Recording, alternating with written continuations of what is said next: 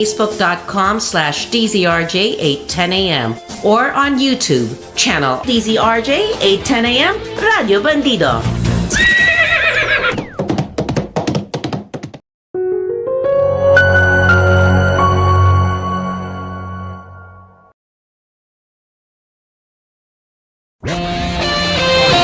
The views and comments of the hosts and guests are not necessarily those of the station. This is a Radio Bandido TV special coverage, courtesy of the Senate. We come before you today with a deep sense of responsibility. We ask for your wisdom, Lord, the kind of wisdom that seeks only what is true and what is right. As senator judges, may we listen carefully, reason clearly, and decide justly. May we never lose sight of the fact that our role here is not to serve any interest, but the interest of the Filipino people and the integrity of our institutions. We pray for fairness in every step of this process. May the truth be heard, may the evidence speak for itself, and may justice, whatever form it takes, be arrived at with honesty and with clear conscience. We also pray for our nation. We know that moments like this can divide us. May this process, difficult as it is, bring us closer to the kind of Philippines we all want to live in, one where no one is above the law and where every Filipino can trust that justice is real. In your word, Book of Timothy 2, verses 1 to 2, Timothy urges the people to pray, petition, and intercede for their leaders. We are a prayerful nation, O Lord. Please hear our prayers. In Jesus' name, amen. Amen.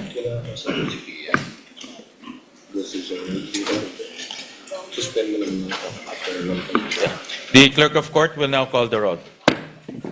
Roll call of members. Senator Judge Aquino. Senator Judge Cayetano Alan. Senator Judge Cayetano Pia. Senator Judge De La Rosa. Senator Judge Ejército. Senator Judge Estrada. Senator Judge Go. Senator Judge Ontiveros. Senator Judge Lacson. Senator Judge Lapid. Senator Judge Legarda. Senator Judge Marcoleta. Senator Judge Marcos. Senator Judge Padilla. Senator Judge Pangilinan. Senator Judge Soto III. Senator Judge 𝗭𝗶𝗹. Senator Judge 𝗭𝗶𝗵𝗵. Senator Judge Villanueva. Senator Judge 𝗬𝗏𝗃. Senator Judge 𝗬𝗏 Senator Judge Zubiri. The presiding officer, Senator Judge Escudero. Senate President Gatchalian. With 20 senators present, the chair declares the presence of the quorum. We recognize the presiding officers, Senator Chis Escudero. Thank you, Mr. Senate President. The presiding officer dispenses with the reading of the journal, and if there are unless there are objections, considers the journal of July 7, 2026 as approved.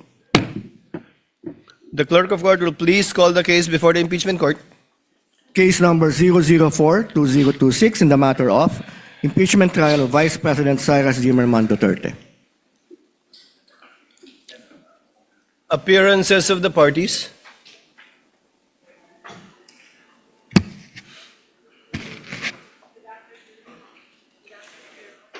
Tech, kindly turn on the mic.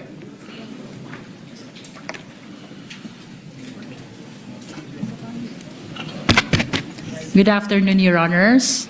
Same appearance for the prosecution. We are ready, Your Honor. Appearances for the respondent.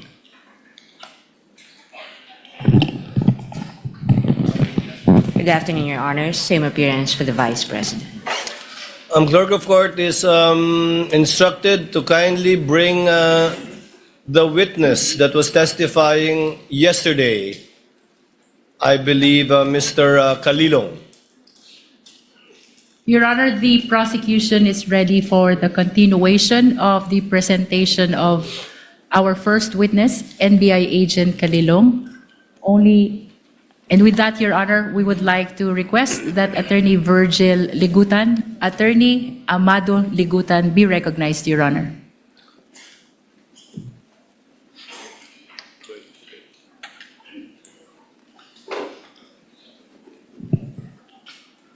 For the record, Attorney Ligutan will be representing the counsel for prosecutors, and on the part of the respondent, it will be Attorney Narvasa.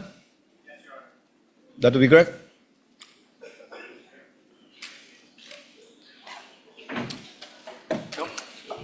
By the way, while we're Yes, Your waiting Honor. for the witness, Attorney Narvasa, if you recall yesterday, Attorney Ligutan, in response to a question by a senator judge, gave a discussion, a peroration, if you will. But yesterday I said we will be giving counsel the same opportunity. I cleared it earlier with Senator 𝗂𝗃𝗲𝗏, who wanted the statements deleted from the record. However, since this is a televised proceeding, nakita na eh, napakinggan na eh. So, i-erase ko man sa record, baliwala na lang. The fairest thing to do is to give you an opportunity as well. Attorney Ligutan spent 5 minutes and 18 seconds delivering his discussion. The court will give you the same time after your cross-examination Your with a Honor. warning. With a warning and reminder from the presiding officer that the presiding officer will not tolerate such perorations again by either party, even if it is in response to a question of a senator judge, and the presiding officer will try to remind as best we can senator judges to let the witnesses present the evidence of both parties instead of the counsels presenting both facts and law through their statements. Senator Judge Cayetano, Alan. I'd like to thank the presiding officer for prudence, for wisdom in trying to resolve this issue. And I do understand that we are 24 people, all elected by the people, all wanting justice, all wanting a fair trial. Having said that, prudence dictates that we stop ourselves from asking certain questions that can prejudice the whole trial, whether or not our intention is to do so. So the problem is well stated by the presiding officer that if we simply delete from the record, mapapanood nyo na rin naman sa YouTube yung magandang discussion ng prosecution. So, on one sense, it is fair to give the defense a chance to answer. But on another sense, it's unfair. Why? Because whoever phrases the question, lamang na eh. Kasi yung question nga is, why is this an impeachable offense? So for example, if I was the one who stood up yesterday and I asked the prosecution, why is this a political vendetta? And why is the House not investigating the flood control instead of investigating the Vice President? That would be unfair. That would be unfair to the House. That would be unfair to everyone. So simply giving the prosecution the chance to answer that question I asked would be unfair to everyone. So I do not know the solution. I accept the solution of the presiding officer. Now let's not tolerate any more questions like that. I agree with Senator P. I don't like being called out. But that's the role of the presiding officer and the Senate President. No? So sana yun lang, no, na one, when we ask the questions, we'll make sure it doesn't prejudice the whole trial. Whatever we say here, may ma-accuse na lawyering for the prosecution or defense, okay lang yun. Okay lang yun. Sa prayer nga kahapon, di ba? Basta't justice, bahala na magalit. Okay. But my last point, Mr. President, let's give the defense a little latitude in not only answering that question, but what you want to say. Because nga, the question is unfair. So if you're simply going to answer that question, then it won't solve the problem na nakapagsalita sila 5 minutes, kayo nakapagsalita. So we'll consider, personally, I'll consider the very eloquent answer yesterday as a sort of a closing. So same, personally lang, Mr. Presiding Officer, give the latitude to the defense na parang closing din, whatever. Because they have affirmative defenses. And they did not push us to hear that. They went straight to trial. So dun din sa mga nagsasabi na delay sa dami ng objection, that's unfair. No? Let's give everyone latitude here. The same thing, I think, may konting ano sa internet na photocopies are not original and the counsel was simply citing, tama ba? A Supreme Court decision, no? And the rules of court. And the rules of court. So I'm just saying it's an emotional issue. So all of us will be hit, badgered, whatever. I think trabaho naman nung witness natin, bantayan yung internet. So as long as hindi foul, hindi threat. But having said that, Mr. President, let's give each other leeway, but only to the point that the trial will not disintegrate, di ba, into a political fiasco or circus. Thank you, Mr. President. The remarks of Senator Judge Alan Cayetano are noted. Senator Judge Pia Cayetano. Thank you, Mr. President. This will be brief. First of all, I'd just like to confirm that I acknowledge what the presiding officer said, that I agreed. Basically, I'm withdrawing my motion in the interest of fairness, because the delivery of justice is about fairness. So kung nakapagsalita nga ang prosecution with their closing statement, di pwede rin dapat mag-closing statement ang defense, no? So I am amenable to that. But very, very, very briefly, Mr. President, I'd like to put on record, why are we being strict about the rules? Why do I have to bother standing up? Well, because nothing in this world will run well without the rules. Now, my colleagues, the Senate is a basketball-loving Senate. Dami dito, hilig mag-basketball. Kung ako volleyball player, colleagues ko basketball. I'll use basketball as an example. Will you have a decent basketball game if there's no rules? No, there's rules. That's why we stand up. And then sometimes there are also opportunities to question the rules. That's also fine. But that's why we have to stand up and call the attention of the presiding officer when we feel that the rules are being violated. And we will continue to do so when we believe it is necessary in the interest of justice. Thank you, Mr. President. The remarks of the lady are noted. Since we are discussing housekeeping chores and matters, let the presiding officer continue with the same. The presiding officer will call for a break midway through in order to afford the parties 15 minutes to relax, go over their notes, and do their thing. In regard to senator judges or counsels for the parties who are not on deck, you're free to answer the call of nature in the least disruptive manner possible and return afterwards outside of the 15 minutes that we will be doing halfway through the proceedings. And finally, a request has been brought to the presiding officer to request as well the senator judges to lower the tone of conversational voices, because I think where you're seated is an echo chamber. Naririnig sa iba't ibang sulok ng plenaryong ito yung mga sinasabi din ninyo, at hindi rin nakakapag-concentrate yung ilan sa ating mga kasama na nakaupo sa paligiran ninyo. Just a reminder, and one last reminder before I recognize counsel for the respondent, Mr. Calilong, you will be testifying once again and will be undergoing cross-examination under the same oath Yes, Your that Honor. you took yesterday. Do you understand that? Yes, Your Honor. Thank you, counsel for respondent. Attorney Narvasa, if you are ready, you may proceed with your cross-examination. Your Honor, may I be allowed to approach a witness? You may do so. Thank you, counsel. Your Good afternoon, Mr. Calilong. Good afternoon, sir. During your direct examination, you testified that you were trained on photo and video authentication. Yes, sir. You said that you were trained for 2 weeks? Specific for photo and video, sir. Sir, my questions are answerable by yes or a no.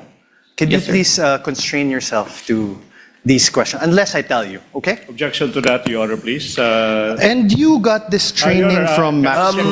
Before counsel for respondent proceeds, counsel for the prosecutor to let the presiding officer Your recognize you first. You are so recognized, sir. What is your objection? Thank you so much. Inasmuch as I would like to accommodate the defense that in asking the question that the witness is to be limited to a yes or no question, Your Honor, please.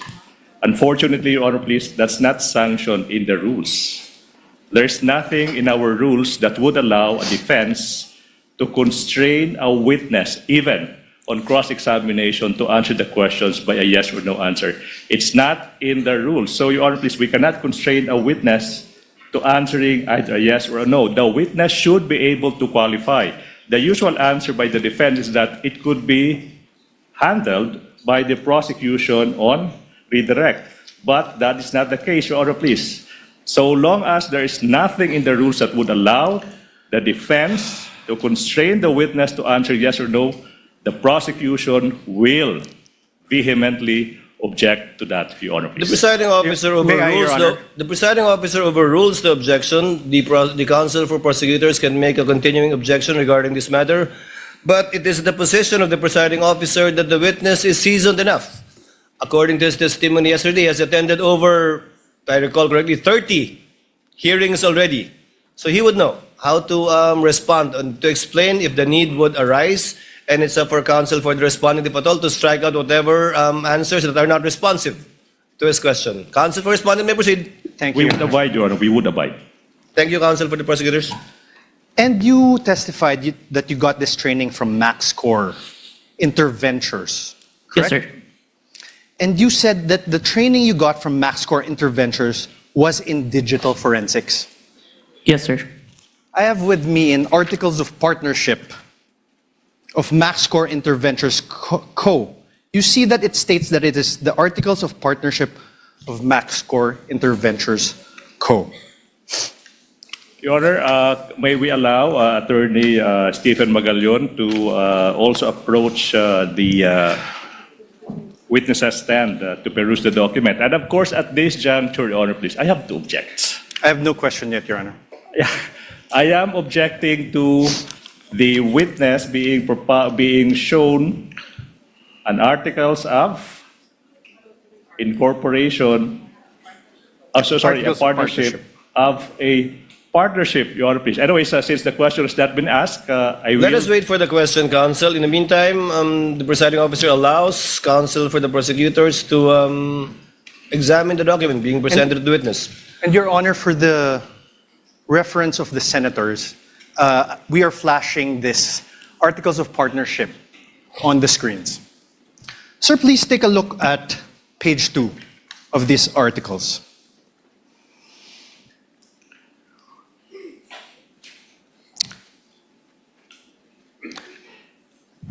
Page 2, sir. That's here. Page 1, page 2. Let's read it together, okay? Primary purpose, to engage in the business of trading both import and export of goods on wholesale, retail basis. Do you see that, sir? Yes, sir. Now on page, the same very same page 2. The secondary purpose. Let's read it together again.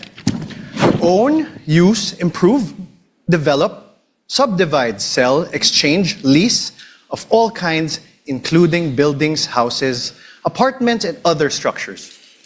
Do you see that, sir? Yes, sir.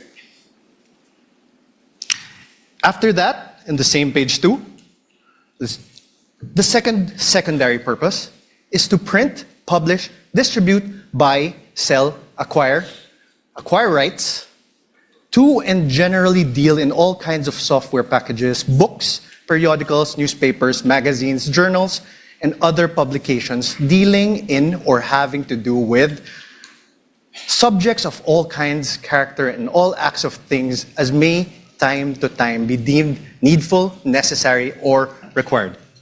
You see that, sir? Yes, sir. Thank you, sir. Now I'm showing you a screenshot of the website of this MaxCore Interventures Co. It states under About Us. I'm also flashing this on the screen, Your Honors, for the ease of the senator judges.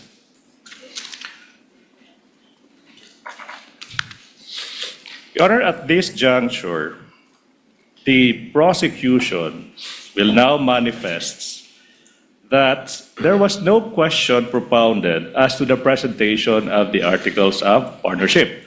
And the counsel is now moving forward to the presentation of an alleged website.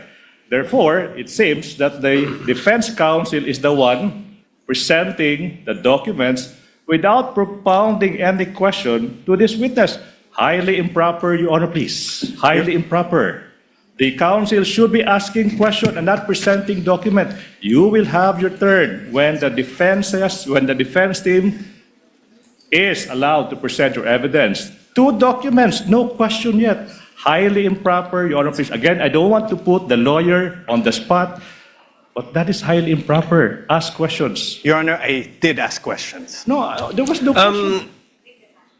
Counsel- Can we ask that the transcript be read back? Counsel, kindly proceed. Thank you. Counsel for the prosecutors, with the understanding that Mr. Calilong is not testifying as to the truth of whatever counsel asked him or what he read, because clearly he's not competent Agreed, to Your Honor. testify as to the truth of what is contained in the Articles of Partnership. However, as to the fact that he read it and saw it, up to that extent, and the senator judges are so advised as well. So, ordered. You may proceed, sir. Thank you, sir. And I am on cross, Your Honor. Thank you.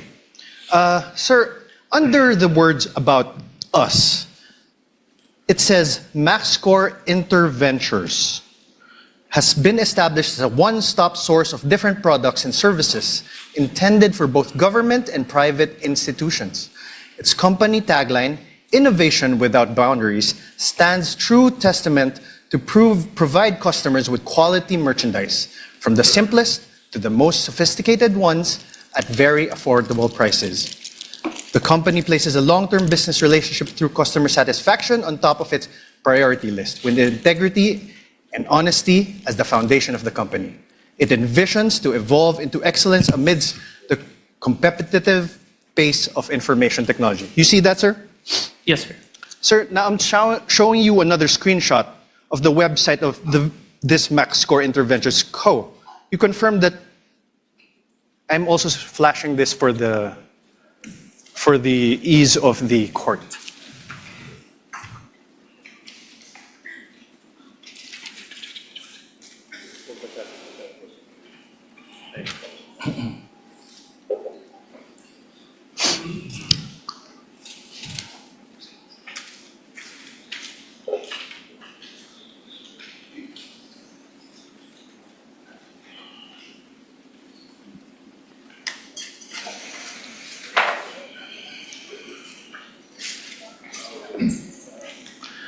Sir, At this point, Your Honor, please, allowed. The prosecution is allowed.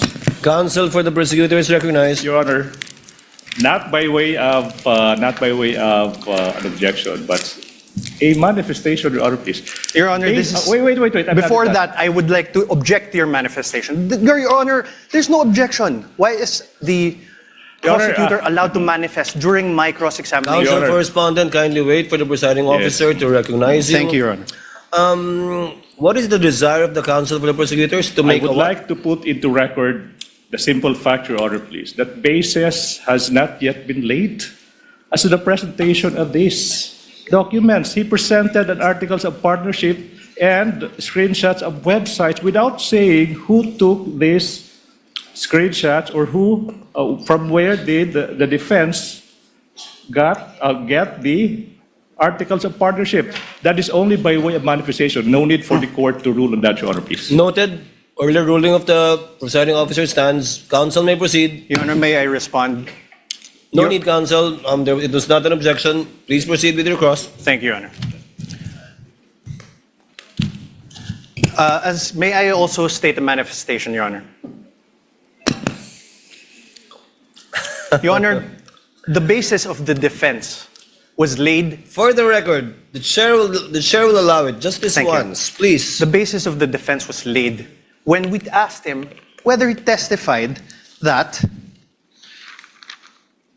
he got his training as an expert witness from MaxScore Ventures. That's basis. Counsel, please proceed. Thank you, Your Honor. Sir, could you take a look at this? Under the words "our products," the products seen there are office supplies and equipment, ICT equipment, software and hardware, investigative equipment, hardware and software, emergency response software, and CCTVs. Do you see that? Yes. Thank you. Mr. Calilong, are you a lawyer? No, sir. Yesterday, you testified that you signed the affidavit of investigation dated February 10, 2025. Yes, sir. Your Honor, may I request a copy from the prosecution? I think it is Exhibit P-4-3 in series. P-4-3 series.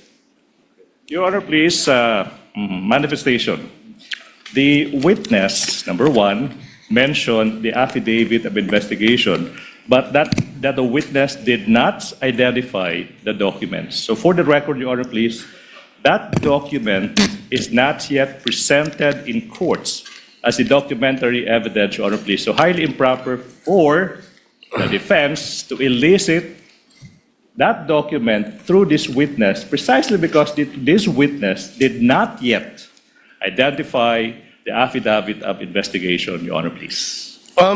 Which exhibit is this? I believe he did, counsel, but which exhibit is this? Exhibit P-4-3 to Exhibit P-4-3BB, Your Honor. Your Honor, please, if I may, it was not yet identified, but it's pre-marked, Your Honor, please, to be presented by our next witness, Attorney Jeremy Lotok. So highly improper, in as much as we want to accommodate the defense. So who is the signatory in that document? Is it Your Honor, Mr. Kalilong is a signatory to that document. is one of the signatories? Yes. Is one of the signatories. But the counsel for prosecutor is correct. This document has not yet been identified by any of the witness for the counsel for the prosecutors. Yes. You will get your chance, counsel for the respondent, when Attorney Lotok testifies later, which I believe this is the only exhibit that he will be testifying to. All right, Your Honor. Kindly proceed, counsel. You mentioned a affidavit of investigation, correct? Yes, sir. And this affidavit of investigation, you sent a copy to the House of Representatives Committee on Justice. Yes, sir. You identified it during the House Committee hearings on April 29, 2025. Yes, sir. I'm showing you now an affidavit of investigation. This is marked as Exhibit D-4-46 in series, Your Honor. D-4-46 in series. Is there a counterpart marking from the counsel for prosecutors? Yes, Your Honor. This is P-4-3 to P-4-3BB. Thank you. For the record. This annex of this affidavit of investigation has appendages, correct? Annexes. Yes, sir. And it forms a whole, correct? Yes, sir. Okay. Sir, do you confirm that you signed this? I'm one of the signatories, sir. Do you want me to have him identify signature? Okay. Your Honor, do you have here, sir? Kaso lang, sir, yung sinumbit mo po, I withdraw, Your Honor. Apart from this affidavit of investigation, dated February 10, are you aware if there is another affidavit of investigation executed by the NBI represented by the Cybercrime Division in relation to this case? This is the only one that is submitted, sir. No, executed, signed. My question is The defense executed. cannot argue with the witness, Your Honor, please. The witness would know how to respond, counsel. If he is not responsive to your question, do not argue with the witness. Yes, Your Kindly Honor. rephrase. Apart from this affidavit of investigation, are you aware if there is any other affidavit of investigation signed by the NBI represented by the cybercrime? Okay, at that juncture, I have to object. Vague, Your Honor, affidavit of investigation Related signed by to the this NBI. case, There Your could Honor. be thousands. Related of to this documents. case. If the witness knows, witness may answer. Is there any other affidavit of investigation executed by the NBI cybercrime in relation to this case, witness? As far as I remember, sir, this is the final affidavit of investigation, sir. Final affidavit. Are you sure, Agent? let me remind you that you are under oath. Yes, sir. I have with me a certification, a DOJ certification executed by 𝗬𝗏𝗏𝗏, Senior Assistant State Prosecutor 𝗬𝗏𝗏𝗏. For the record, Your Honor, this is Exhibit D-4-29 for the defense. Do you see this, sir? Yes, sir. This certification dated February 5, 2025, states, and I quote, the complaint referral does not contain all the necessary evidence to prove the essential elements of the crime. Therefore, it is recommended that the same be first referred for case build-up. Do you see that? Yes, sir. Now below that, in the second page, below that, under the word notes, number 1, therefore, states, and I quote, that there is no... May I have this flashed on the screen, please? For the ease of the court. So the Honorable Court can follow. Under notes again, sir. For the record, Your Honor, we are flashing the certification on the screen. Under notes, sir, number 1 therefore states, and I quote, there is no affidavit of the persons who recorded the video entitled VP November 23 Press Con at Batasan through open broadcast software OBS and in turn stored it in a digital video disc. Do you see that, sir? Yes, sir. Let's go to page 2. On paragraph 7, it states, and I quote, one of the elements of the crime of grave threats is that the offender threatens another with infliction upon the latter's person, honor, or property, or upon that of the latter's family of any wrong amounting to any crime. In the instant complaint, only the NBI executed an affidavit and there was no participation on the part of the offended parties, as it appears. NBI is not the offended party for the crime of grave threats. Do you see that? Yes, sir. Above this, in paragraph 6, it states that, and I quote, only the minutes of the meeting with several personalities and representatives from various media outfits were submitted. And although the minutes were signed, there was no individual affidavit executed regarding the contents of said minutes. Do you see that, sir? Yes, sir. On paragraph 5, it states that, and I quote, the affidavit of one Patria Morales mentioned that she stored these footages in a USB and submitted it to the NBI. However, there was no USB attached to the complaint, only a DVD was attached. There was no detail regarding the contents of this DVD. Do you see that, sir? Yes, sir. On paragraph 4, it states, and I quote, Annex L did not indicate who made such TSN. There was also no affidavit of the person who made the TSN. Do you see that? Yes, sir.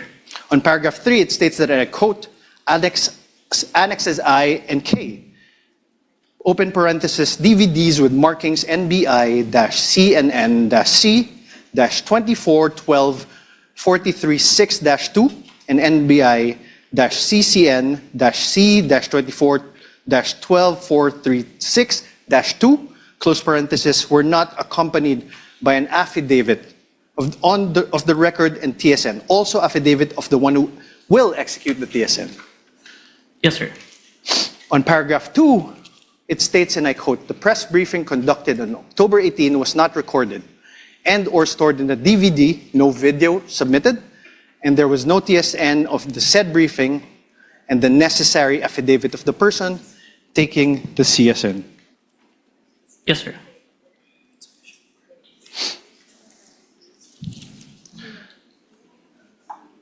Now you are aware,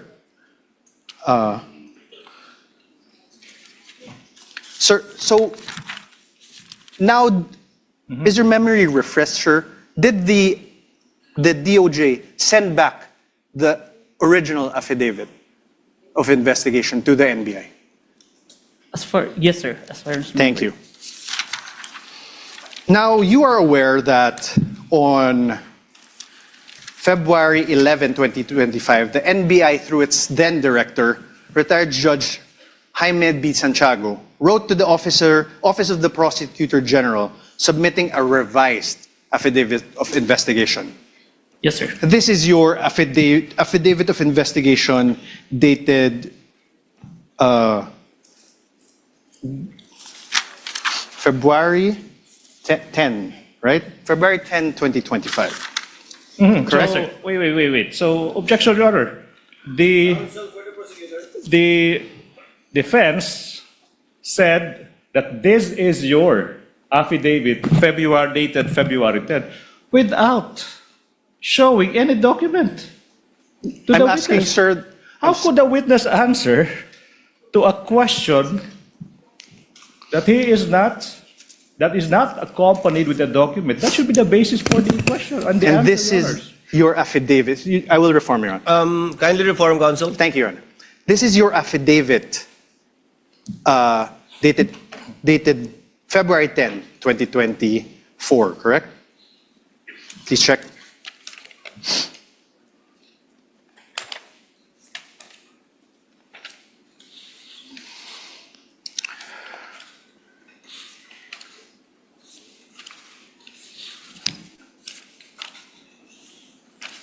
Sorry, sir.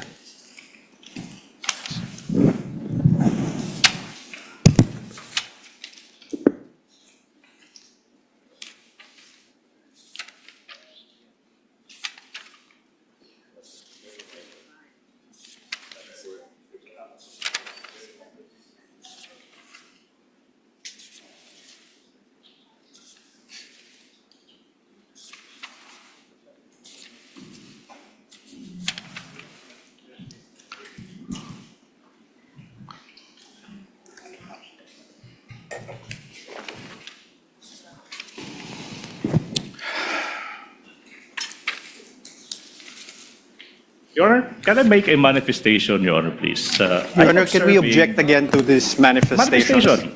I will not even object. I'm being generous. Your Honor, Counsel, let's wait for the witness to review it. It's a voluminous document. And the signature is on the last page. You can make the corresponding objection to signature. the style, manner, or cross-examination of the counsel for responding at the proper time. Signature. And po.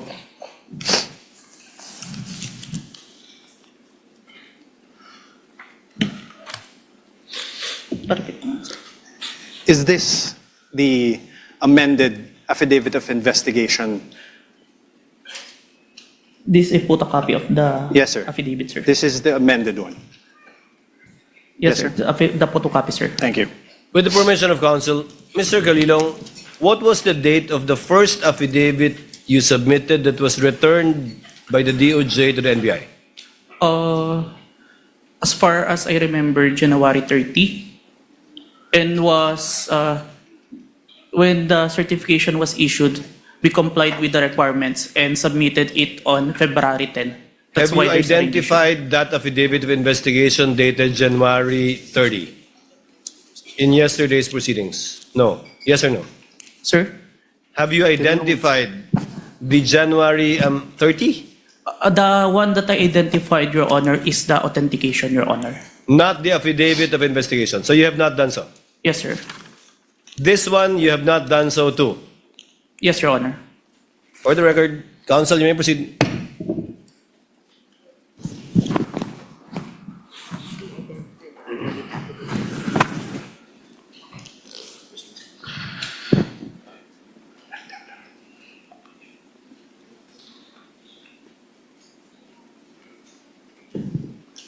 I'm showing you now a letter dated January 30 from the former NBI Director, 𝗦𝗫𝗶𝗹.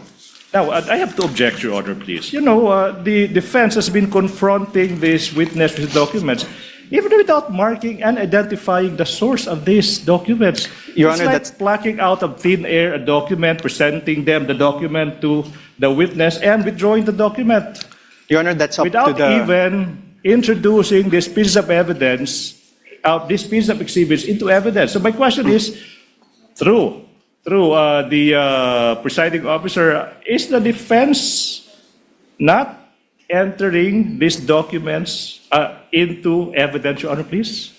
They can do so at the proper time, counsel, but insofar as the witness is concerned, I think the basis was laid when he said that he executed only one affidavit of investigation in connection with this case. Now it seems that there are two affidavits, I would like to make both of which have not yet been presented. One will be presented, I think, by Attorney Lotok. Your Honor, for But the first record- one, we're not aware of it. Is that correct, counsel, for the respondent? Your Honor, he just identified a copy of the affidavit of investigation. Dated January 30? April 10, 2025.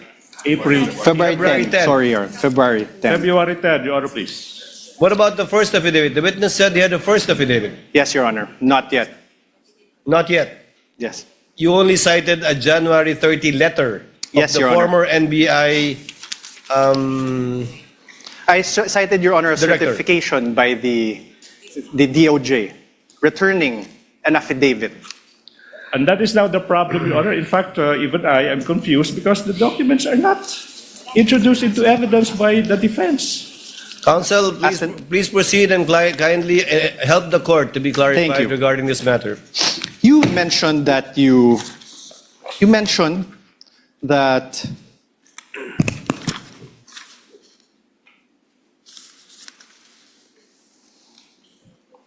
that you were aware that the then director, retired Judge B. Santiago, wrote to the office of the Prosecutor General submitting a revised affidavit of investigation on February 11, 2025. I'm showing you now that letter dated February 11, 2025. For the record, this is Exhibit D-4-43 for the defense. Up for the defense, you mean pre-marked, I Pre-marked. suppose. Because when you say marked as evidence for the Pre-marked. defense, it's not yet. Your turn has, you have yet to present your exhibit, so it should be pre-marked, Your Honor, please. No, it's pre-marked, and I believe both the defense and the respondent and the prosecution also have common pieces of evidence which you decided during pre-trial. This is not one of them, which you decided during pre-trial to be marked It's separately. not one of those few common pieces of evidence. Yes, there are a few.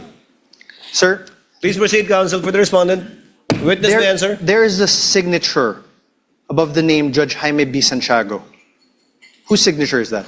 Your Honor, now I would like to object to the relevance. A letter is being, the witness is being confronted with a letter coming from the former NBI Director, Judge Jaime B. Santiago, and this witness is now being asked to identify whose signature is that. That's obvious. I'll allow it conditionally if you can show the relevance Your Honor- insofar as your ability to test the credibility and the accuracy of the witness is concerned. In the meantime, I'll allow it. Kindly show the connection, counsel. Thank you.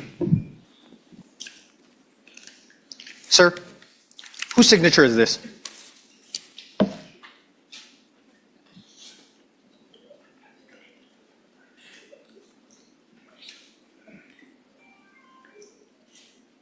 As far as I remember, signature of Director Santiago, sir. Thank you. On the last line of the letter, on the fourth page, sir, please take a look. Last line. It says, and I quote, "To support our recommendations attached herein is the revised affidavit of investigation, including its attachments." Did you see that, Agent? Yes, sir. Thank you. And you confirm that the former NBI Director, Jaime Santiago, wrote to the Prosecutor General, Richard Anthony D. Fadolion, a letter dated January 30, 2025. This is one of the documents that you submitted to the Committee on Justice, correct? Where's Okay, I will show you now. May I have this flashed on the screen?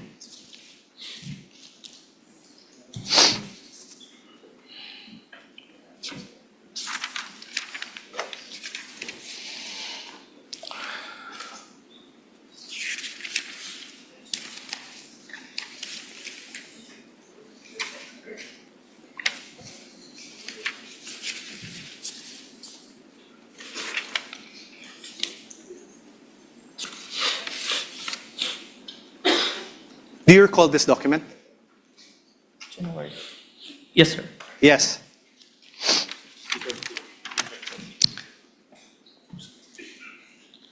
January 30, 2025 is a date earlier than February 10, 2025, correct? Yes. Your Honor, Hasn't answered, Your Honor. Prosecutor. Your Honor, the witness being asked which Your Honor, asked and came answered. first. I mean, relevance, Your Honor. Relevance. Counsel, if the witness knows and the counsel for respondent will be given the latitude to test the credibility, accuracy, and completeness of the testimony of the witness. But we note your continuing objection, because you already sound frustrated, counsel, in regard to this line of questioning by the I'm very counsel for the patient, Your Honor, respondent. please. I'm very patient. The counsel for respondent may proceed. Witness Thank may you. answer. He already answered, Your Honor. Thank you. You earlier confirmed that there was actually a certification dated February 5, 2025. You like Objection, misleading. I don't I have no remember question, this Your Honor. witness. Let the stating that there counsel was- finish with this question, counsel. He even read it, Your Honor. You likewise confirmed that in that said certification, dated February 5, 2025, the earlier affidavit of investigation were subject to 7 recommendations. And you confirmed that you read that. Objection. Ground for Misleading, the Your Honor, objection. please. Now the counsel mentioned 7 grounds. 7 grounds. And I don't remember this witness uttering the term 7 grounds. What I do remember, Your Honor, please, is that this witness was confronted with a certification, a letter, whatever, but now the counsel is now asking this witness to confirm the contents of those certifications or letters. Misleading. No, That's Your- not allowed during cross. The counsel is now assuming facts that have yet to be established. Can I repeat that? This witness was only confronted with certifications, letters, dated this, dated that. And now, the counsel now asking, Your do you Honor, please, confirm- he's do you now confirm, testifying. right? Wait, let me finish. Now he is asking this witness to confirm that in that letter there are 7 grounds, as if this witness uttered those words. The ground is misleading, definition. This counsel is assuming facts that have yet to be established through this witness, Your Honor, please. Counsel, again, the witness is not a newbie. I think he can handle himself and would know how to answer if indeed he is familiar or not with what is being presented to him. And thus far, he has responded based on his knowledge of these documents. Chair will allow it. Witness may answer. Sir? Can you repeat the question, counsel? You confirmed that there was a certification dated February 5, 2025. You likewise confirmed that in said certification, Your Honor, compound question. there's no question. Wait. Kindly wait for the presiding officer to recognize you before answering. Yes, Your Honor. Yes. Much Please, obliged, Your Honor, counsel for please. the prosecutors, please finish with your objection. Thank you so much.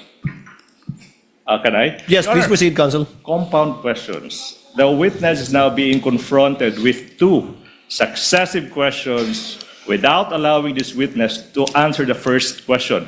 What makes a compound question? No need to lecture, counsel. Counsel for respondent, please reform. Your Honor, I had no question. I had no question yet. Kindly proceed with your question. Thank you, Your Honor.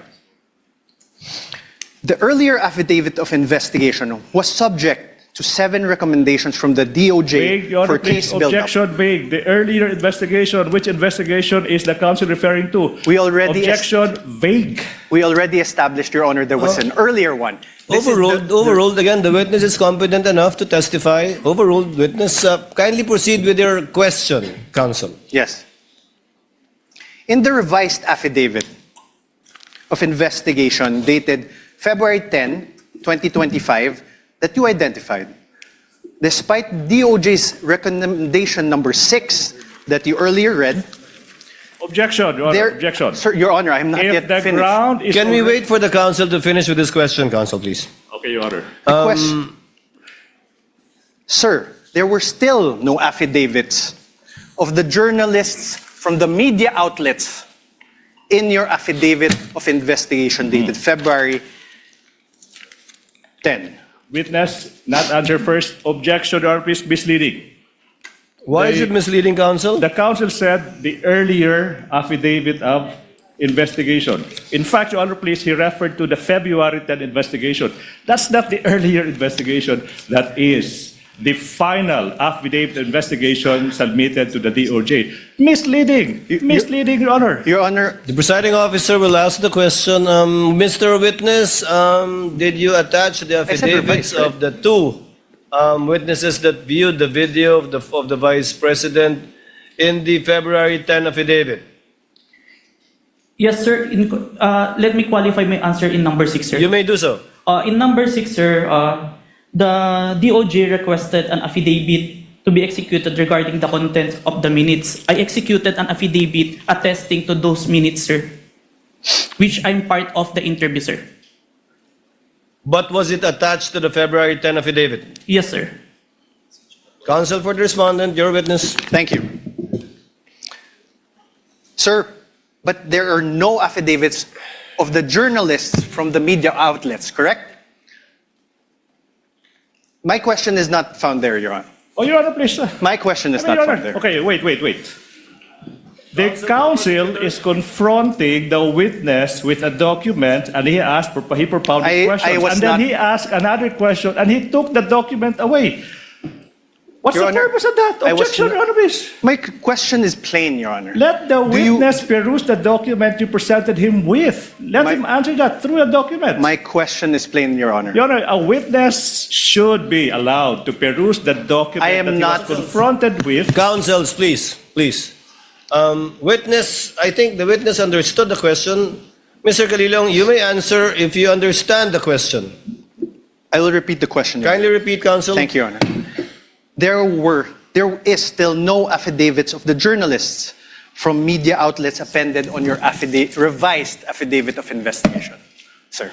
May I qualify my answer? No, sir. Oh. Just answer a yes or no. Kindly look at the document presented to you. On redirect, counsel can make you explain the disparity, if any. The question is simple. Are the affidavits attached to the affidavit of investigation?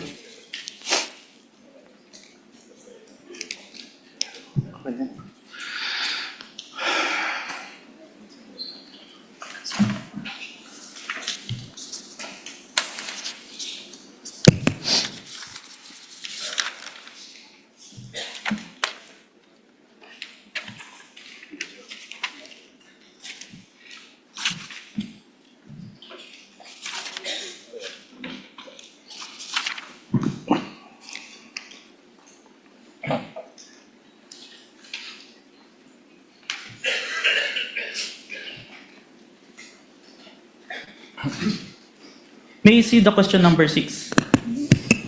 Your Honor, my question does not relate to question number 6. Kindly show the witness, counsel. I If will. it will enable him to give an intelligent answer Can we to your please question. flash certification and put it to paragraph number 6? The paragraph number 6 states that only the minutes of meeting with several personalities and representatives from various media outfits were submitted. Although the minutes were signed, there were no individual affidavit executed regarding to the content of the minutes. On this, Okay, sir. I have no So the question. answer is the affidavits are not attached.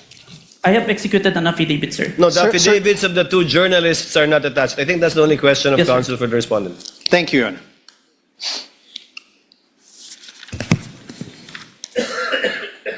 Instead, sir, as you confirmed, what you appended to the affidavit of investigation are affidavits of NBI agents, correct?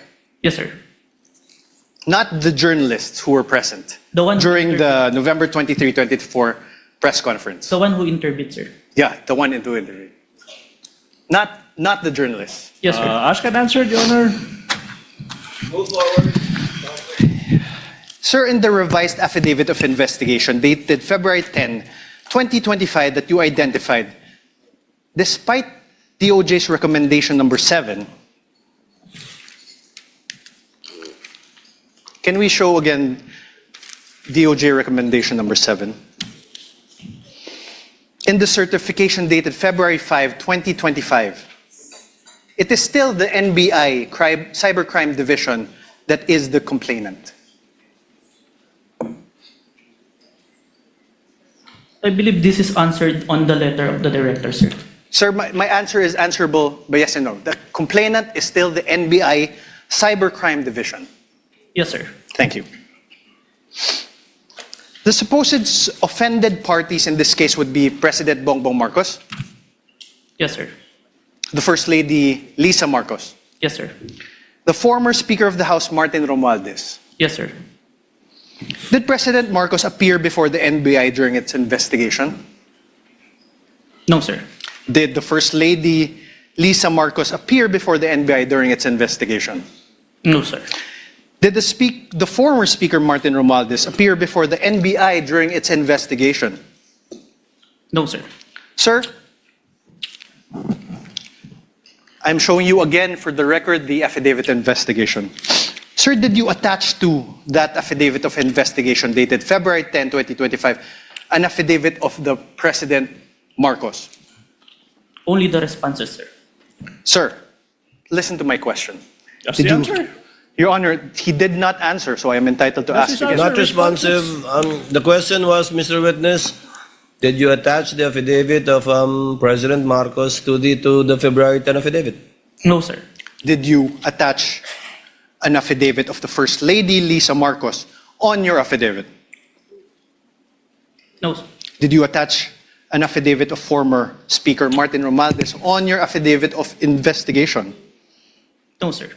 To your knowledge, if you know, sir, did President Marcos file any criminal complaint against Vice President Sara Duterte as a result of the November 23, 2024 online press conference?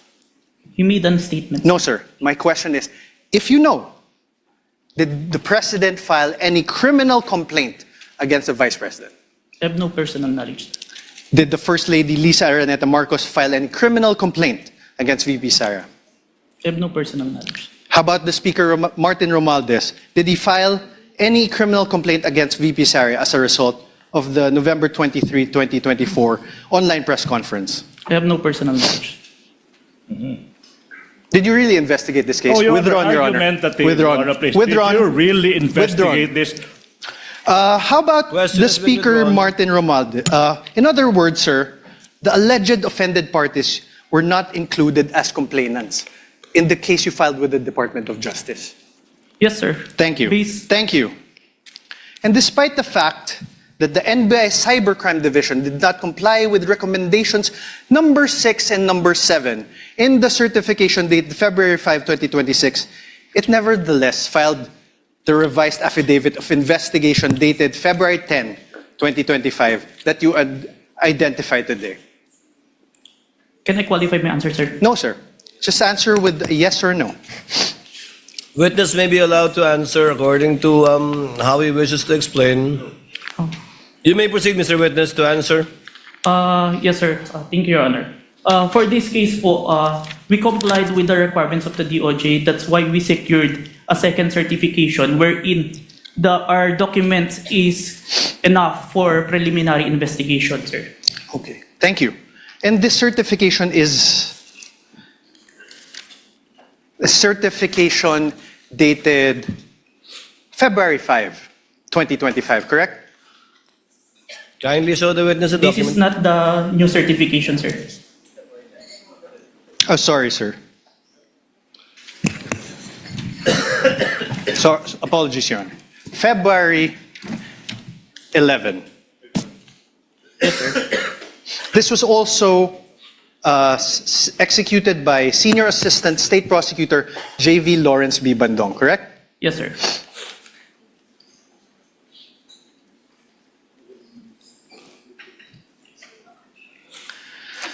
Now let's discuss the nature of the investigation you conducted.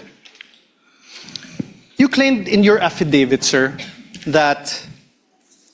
affidavit of investigation, that the NBI began its investigation into the VP's remarks because it was directed by the DOJ to do so. Motu proprio and directed, sir. Okay. Do you understand what you just said, sir? Oh, Yes, sir. Oh. Can I I'm object to asking, that, sir. Your Honor, please? I'm asking, sir. It makes sense, Your Honor. Argumentative, counsel. Move on. 𝗧𝗿 proprio, sir, means... Oh, no, objection. You cannot lecture, counsel. This is Sir, what does cross-examination. you mentioned 𝗧𝗿 proprio. What does it mean? Even without a complainant, we started the investigation, sir. Are you sure, sir? Oh, argumentative. Are you sure, sir? Move on, Are counsel. you sure, Move on. sir? How...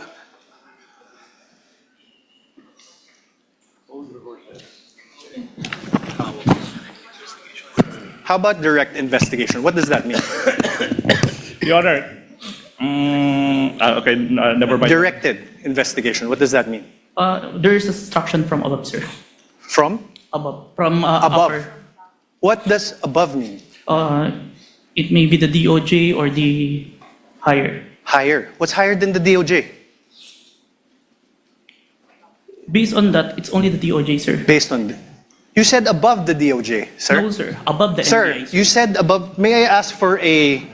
Reading. Argumentative, Your Honor, Counsel, argumentative. counsel, again, I would have to sustain the objection. It is argumentative. I heard All the right, answer, Your and he meant as a general term above, but referring apparently to only the DOJ in this particular instance. We submit, Your Honor. Please proceed. You confirmed that the NBI Cybercrime Division is the complainant in the case against the Vice President, and that the DOJ filed this with the NBI filed this with the DOJ. Objection, compound, No, Your Honor. That's a no compound question, Your Honor. That was just a statement. Counsel, Oh, kindly wait. exactly. Your Honor, a He's laying the basis for a question. Go to your question, counsel. Sir, the NBI, of course you're from the NBI, is under the Department of Justice. Yes, sir. Your Honor, we can take judicial notice of that. We Your cannot- Honor, if I'm on cross, Your Honor. I know, but I'm on sir, cross. there are things that No. need not be discussed. Your Honor, please. Counsel- Can I, Your Honor? Your Honor, please. Counsel, let's give him some latitude. Although secret- Much obliged, Your Honor, much although we obliged. can take judicial notice of that, it's part of his cross-examination. Yes, thank you, Your Honor. The Secretary of Justice is meanwhile the head of the DOJ, correct? Yes, sir. The Secretary of Justice exercises control and supervision over the NBI. Yes, but even No more questions. The witness Yes, is sir, no, answering. Mr. Witness, if you know.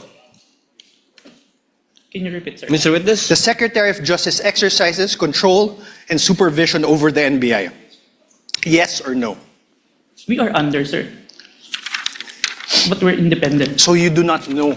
Oh, Your Honor, that's Sorry. argumentative. So Sir, you are do you- not know? All right, Your Honor. Are you aware of Book 4, Chapter 8, Oh. Supervision and Control of the Admin Code? Your Section Honor. 39. Your Honor, I have no Your Honor. question yet. Yeah. Please. Yeah. Section Counsel for the 39. prosecutor, let the counsel for respondent finish his question. Yes, Your Honor. Section 39 thereof, Secretary's authority.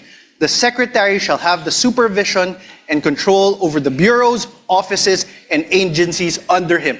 Supervision and control. Sir, my question is this.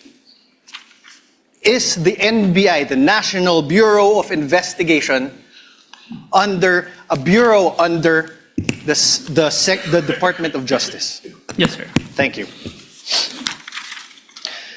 And, sir, the President has control over all executive departments, correct?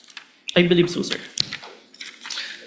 The DOJ is one of those executive departments, correct?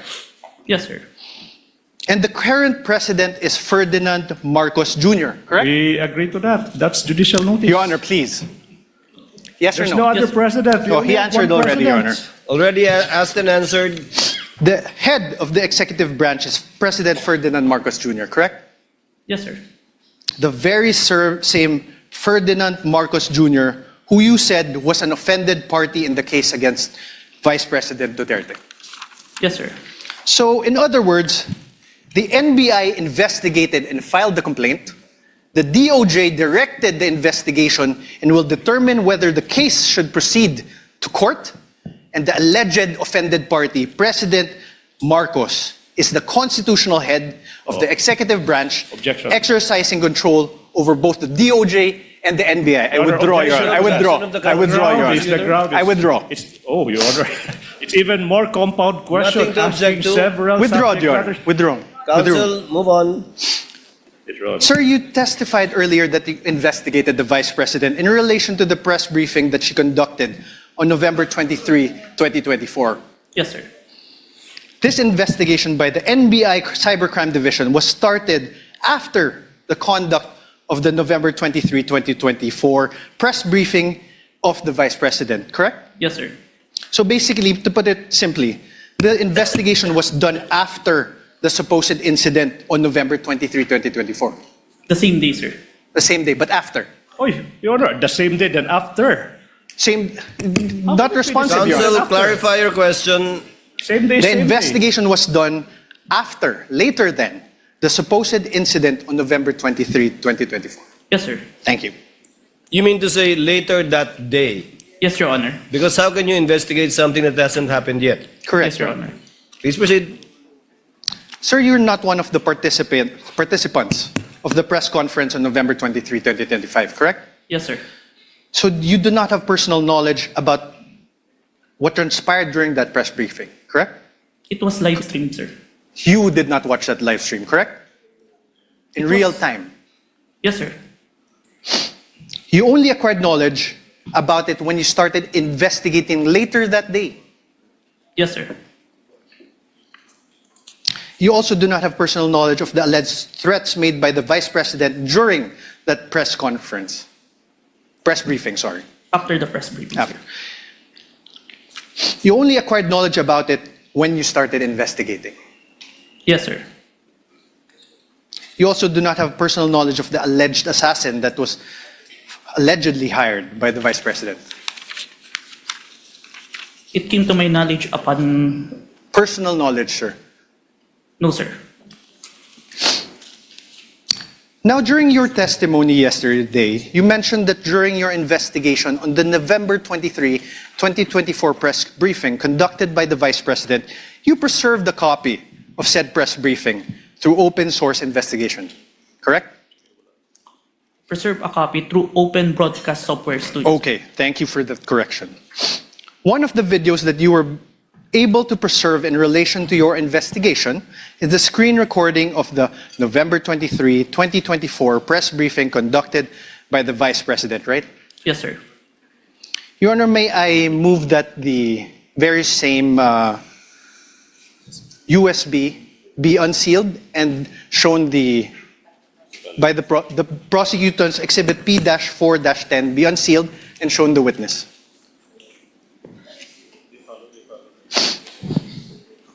Counsel for the prosecutor, so instructed. Thank you, Your Honor.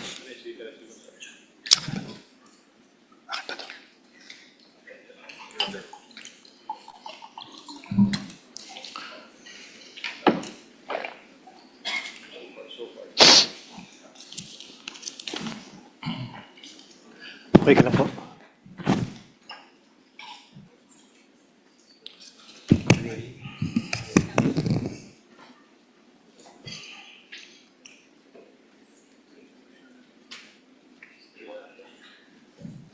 Wait lang.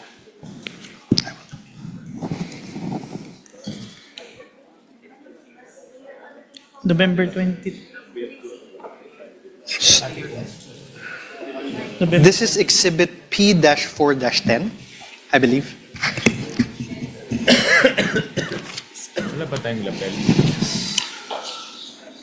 Your Honor, may I request that he unseal the USB and that it be allowed to be played? Which part, counsel? Your Honor, we will play various parts of the, not the whole, for the, as the... That's what I was worried about. Yes, Your Honor. We understood by the faces of the honorable members of the court. So you will we will just play parts. Yes, Your Honor. Of it, and you identified, I presume, the time stamp. Yes, we have, Your Honor. I will get to that. Witness may open the seal. Thank you, Your Honor. And counsel for the prosecutors is instructed to accompany counsel, one of the counsels for the respondent, in the tech booth to make sure that it's the same USB being presented. For the record, Your Honor, the witness is opening the prosecution's Exhibit P-4-10, Your Honor. This is the video dated November 23, 2024.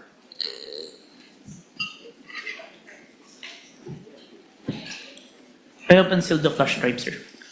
Counsel this with the understanding, okay, very much like yesterday, that this USB will again be sealed and signed by both parties. Yes, Your Honor.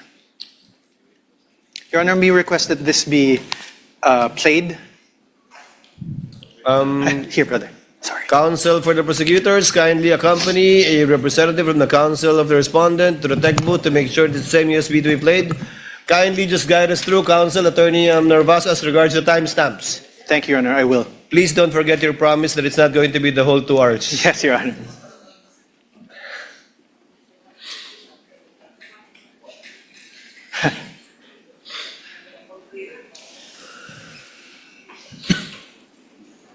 Waiting. Senator Judge 𝗬𝗂𝗏𝗏, what is your pleasure, ma'am? Yes. If it's possible, Mr. President, if our Secretariat can install a monitor here because magkaka-stiff neck na po ako watching this. And it really doesn't look nice that I'm slouched there looking this way. So, and then this one. Instructed to kindly install a TV monitor in front of the tables of the counsel for the parties instead of at the witness stand, both sides.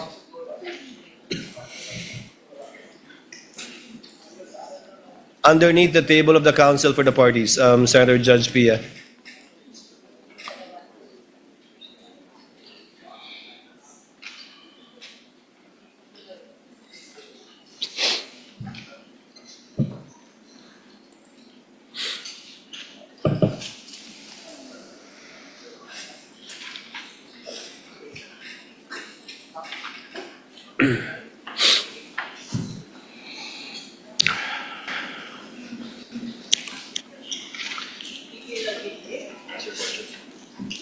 Counsel, for the record and for reference, kindly identify the timestamp that you will be playing. I presume in chronological order. Your Honor, for the record, we are showing the witness a part of the video marked as the prosecution's Exhibit P-4-10. First video, the timestamp around 0001:27 to 0002:20 of the November 23, 2023 press briefing as contained in the video that you identified yesterday, sir. Your Honor, may we ask that the video be played at those specific timestamps? I did an apology. And then, ang sabi po nila, I just have to do an MR. And I did an MR, but they did not rule on it. And then suddenly they have an order transferring me. When ang nauna naman na order ng final ng lawyers namin was an MR to lift that order of contempt. Because they said that was the procedure. If they were not able to rule on that, how were they able to come up with an order, to transfer me to the women's correctional in the dead of the night? I mean, bakit ganun? Wala na bang rights yung mga tao? They just go to your room and then just get...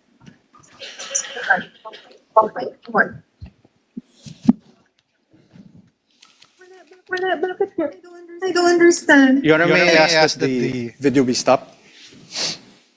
Sir, do you know who that is in the screen in the video that you identified? Attorney 𝗬𝗏𝗏𝗏, as far as I remember, sir. And Attorney 𝗬𝗏𝗏, as far as you remember, Attorney 𝗬𝗏𝗏𝗏 is who in relation to the Vice President? You may answer not a yes or no question. As far as I remember, she is the COS. COS meaning Chief of Staff, right? And she is there in that video because she was cited in contempt by the House of Representatives, correct? If you are aware, you're the investigator. Prior to the... Sir, my question again. The witness Let is the about to witness answer. Witness is in the process of answering. Prior to the scene, I have no personal knowledge, but based on her statement during the video, I think it was mentioned. So you didn't investigate the things that happened prior to the scene, correct? Sir, yes or no? We have investigated, sir. You didn't investigate. Oh, I did, sir. argumentative. That's why there's an October 18, sir. So what happened before that? If you investigated, what happened? I don't have personal knowledge, sir. Sir. Because I'm not present during that time, sir.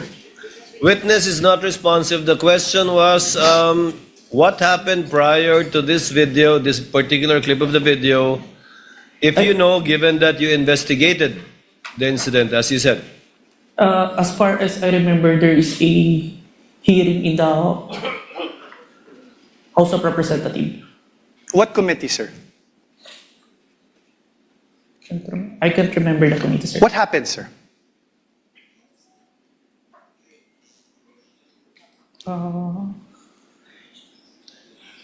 COS was cited in contempt, sir. By who, sir? I can't remember the exact, sir. But you investigated. I withdraw, Your Honor.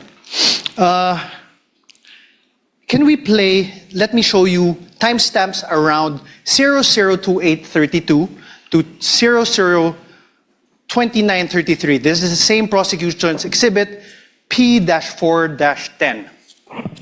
That is the video you identified yesterday. Your Honor, may we request that that video be played? Hindi ako lalabas. Pwede magtanong. And sorry, just very quickly, Jason, sorry. Go ahead. So after you pushed back attorney, they left the room, no? Tama ba? Did they appreciate that that detail accurately? Because I think alam din naman nila na mali yung ginagawa nila. You don't put people in the dead of the night. What is that? It served, di ba? Official business hours. Because hindi naman po ako criminal eh. I am not a criminal. I am already here in their facility. I have assured them already that I will attend their hearing on Monday. So why will they treat me like that? So that's why I said I want my lawyer. Stop, please. Sir, did you consider this in making your evaluation in the revised affidavit of investigation dated February 10, 2025? Yes, sir. Thank you. Now let me show you timestamps around 003305 to 003432 of the November 23, 2023 press briefing as contained in the video that you identified yesterday, the prosecution's exhibit P-4-10. Your Honor, may we request that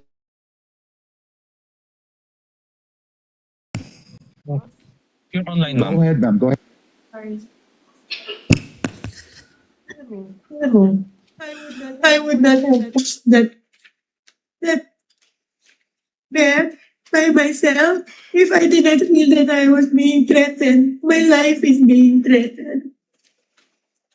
Alam niyo, I'm sure you saw in the hearing that my back hurts. I cannot lift heavy things. I cannot. But dahil natakot ako, I feared for my life. I really pushed that myself. Because hindi lang to harassment. This is really a threat to my life. They gang up on you in the middle of the night? Huh? How is that done? Isn't that a threat to my life? Alam nila na I'm sick. I have said that repeatedly when the doctor came here. Stop. Thank you. Sir, did you investigate the threats to Attorney Zuleika's life? We need a complaint for this one. That's why Yes or no, sir? Did you investigate? we did not, because there's no You did not. complaint. Okay, thank you. The motto pro. No question, sir. If the witness may be allowed to answer, Your Honor? I had no question.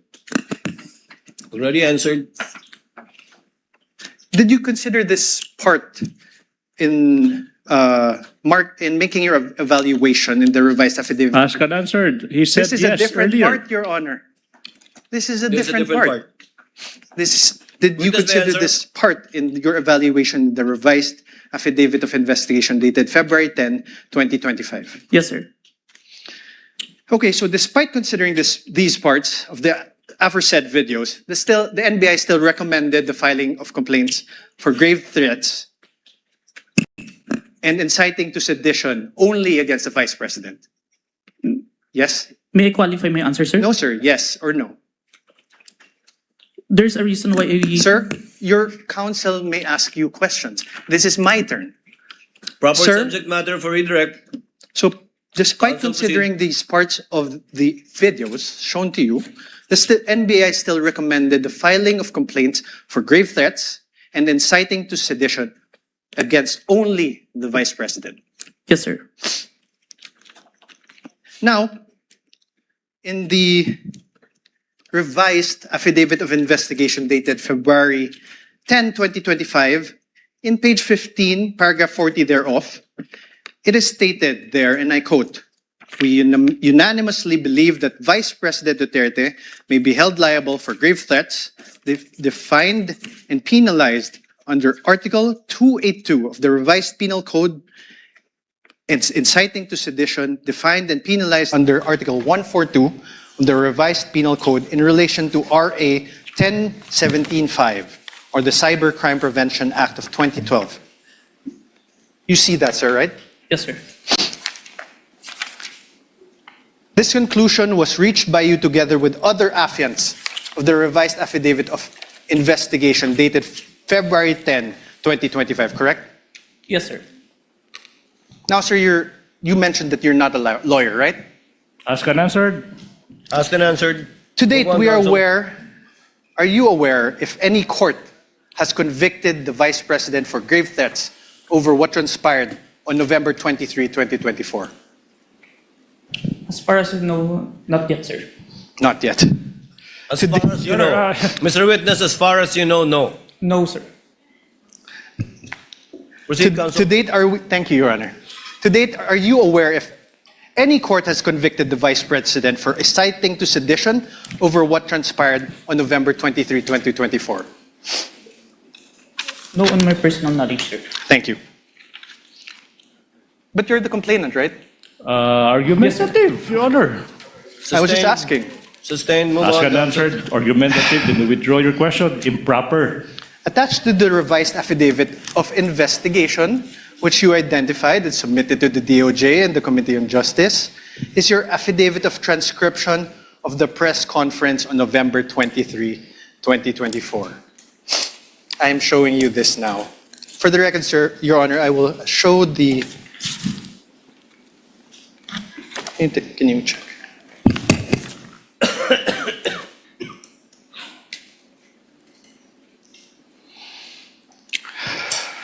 Sir, please take a look.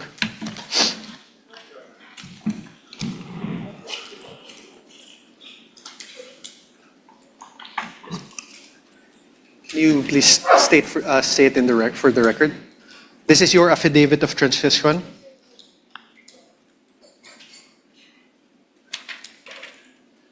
Yes, sir. This is a photocopy of my affidavit of transcription, sir. This refers to the press conference on November 23, 2024.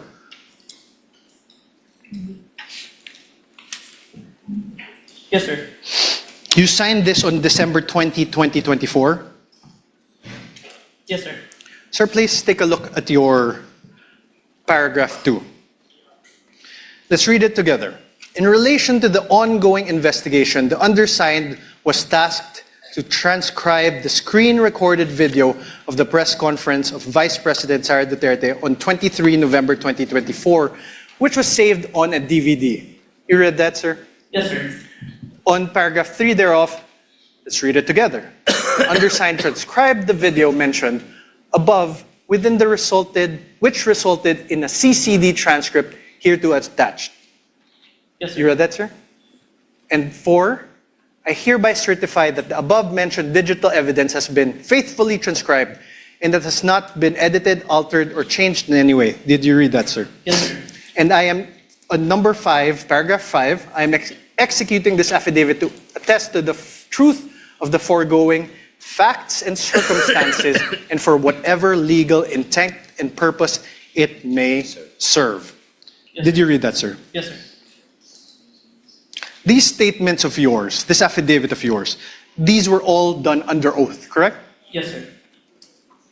And you were offered as an expert in digital forensic examination with a whopping 2 weeks of training. Do you confirm that that transcription of the screen-recorded video the press conference of VP Sara Duterte on the 23 November 2024 has been faithfully transcribed? I don't remember that I was introduced as expert, but a competent witness. Okay, sir, but my question is, the press conference of VP Sara Duterte, that the transcription of the screen-recorded video of the press conference of VP Sara Duterte on 23 November 2024 was faithfully transcribed by you? Yes, sir.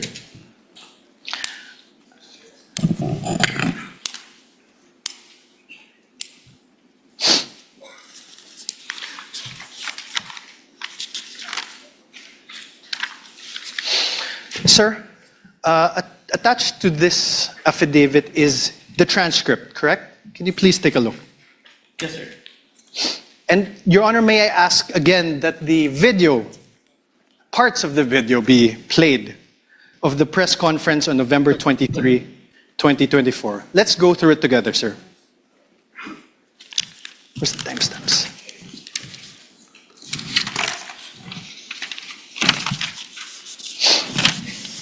First, let's go to around timestamp 00446. Your Honor, may I request that the video be played? Sir, please. Steps after this order, are you going to file? Are you going to trigger na po ba, ma'am, the filing? I am not leaving this room. I am a here in the House of Representatives detention facility for 5 days until the hearing on Monday. Nobody can come in here and demand to transfer me in the middle of the night. I have my right. Okay, ma'am. Any crime. I am not leaving this room. Stop. Okay po, ma'am. Yun lang po, ma'am. You heard that, sir? Do you want to repeat it? I heard it. Or you heard it? Sir, in the first, you see also where that part is? Can you see it? Start with the question with Red Mendoza, sir. Okay, after the 𝗧𝗿𝗃𝗲𝗏𝗶. Did you hear that? Yes, sir.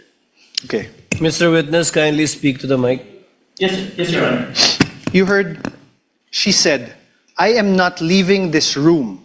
I am a detainee here in the House of Representatives detention facility for 5 days until the hearing on Monday. That is the first sentence, sir. My question is this. Does your transcript have the words a detainee? Can you repeat the video, sir? Okay, let's do it. Please play for the video again, please. Instructed to kindly play the video timestamp identified by counsel for respondent. You're going to trigger na po ba, ma'am, the filing? I am not leaving this room. I am here in the House of Representatives detention facility for 5 days. That part that the detainee is inaudible. The only I heard. That's You why. heard the, correct? Yes. Are the words or the sounds the there? Here. Huh? Here. Yes. Here. Okay. Please play. How about the last part of the paragraph? She said, I have my rights. I am not accused of any crime. I am not leaving this room. Does your paragraph in your transcript have the word accused after not? Can you play the video, sir? Please play the video again. Speak to the microphone. Thank you, sir. Instructed to play the video. Witness is instructed to speak to the mic. Demand to transfer me in the middle of the night. I have my rights. I am Okay, not ma'am. accused of any crime. I am not leaving this room. More. Play, please. Okay po, ma'am. Yun lang po, ma'am. Thank you po, ma'am. Wait. Back. Any other question? 0446, please. I'm sorry, ma'am, kasi I understand, ma'am. Ma'am, this is my last question, and I'm very much sorry. I'm so triggered na po ba, ma'am, the filing? I am not leaving this room. I am here here in the House of Representatives detention facility for 5 days until the hearing on Monday. Nobody can just come in here and demand to transfer me in the middle of the night. I have my rights. I am not accused of any crime. I am not leaving this room. Stop. Okay po ba, ma'am? Is the word accused in your transcript? What I heard is root, sir, The root. of any crime. The root of any crime. Yes, sir. Let's play 001238. Can you please go to 001238? Women's correctional. Sinabi nila sa iyo, yung contempt. Diba? Sinabi nila sa iyo, isip namin yung contempt. Ipapos mo yung apat. Sabi nila sa akin, if you notice if you're in the hearing, sinuspend po ng Chairman Chua yung... Wait. Yung, Stop, please. Your Honor, please. Now, I'm now registering my objection as to the relevance, Your Honor, please. If I may explain, Your Honor, of this line of questioning, Your Honor, please, if I may. Counsel may explain his objection. Your Honor, please. This witness already identified the video containing the contents of that press conference on November 23, 2024. And the counsel is now confronting this witness whether there are minuscule portions of the 2-hour video, like detainee, accused, whether this appear in the transcription. Now the basis for the objection is irrelevant. How can it be relevant? How can it be relevant, assuming but not conceding that these two minuscule words, detainee and accused, are not reflected in the transcript, when in fact this witness said he investigated not only on the basis of the transcript, but on the basis of the video that he himself viewed? What's the relevance? Overruled part of cross to test the accuracy and the truthfulness of the witness insofar as his transcription of the video is concerned. Thank you. Counsel may proceed. Thank you. Please play again 001238.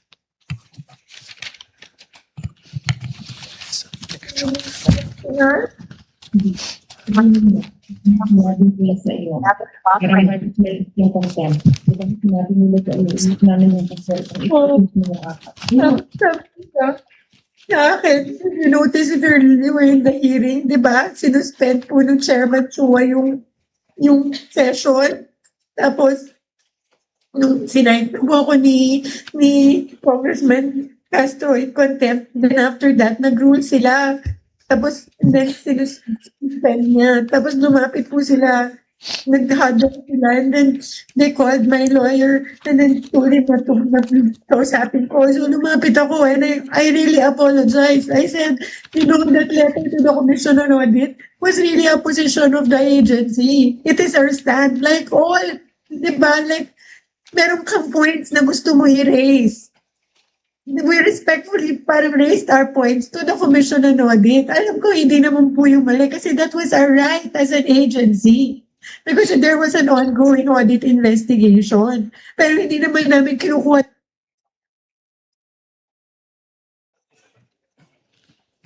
Narinig mo ba? Narinig mo? Did you hear the Vice President speaking?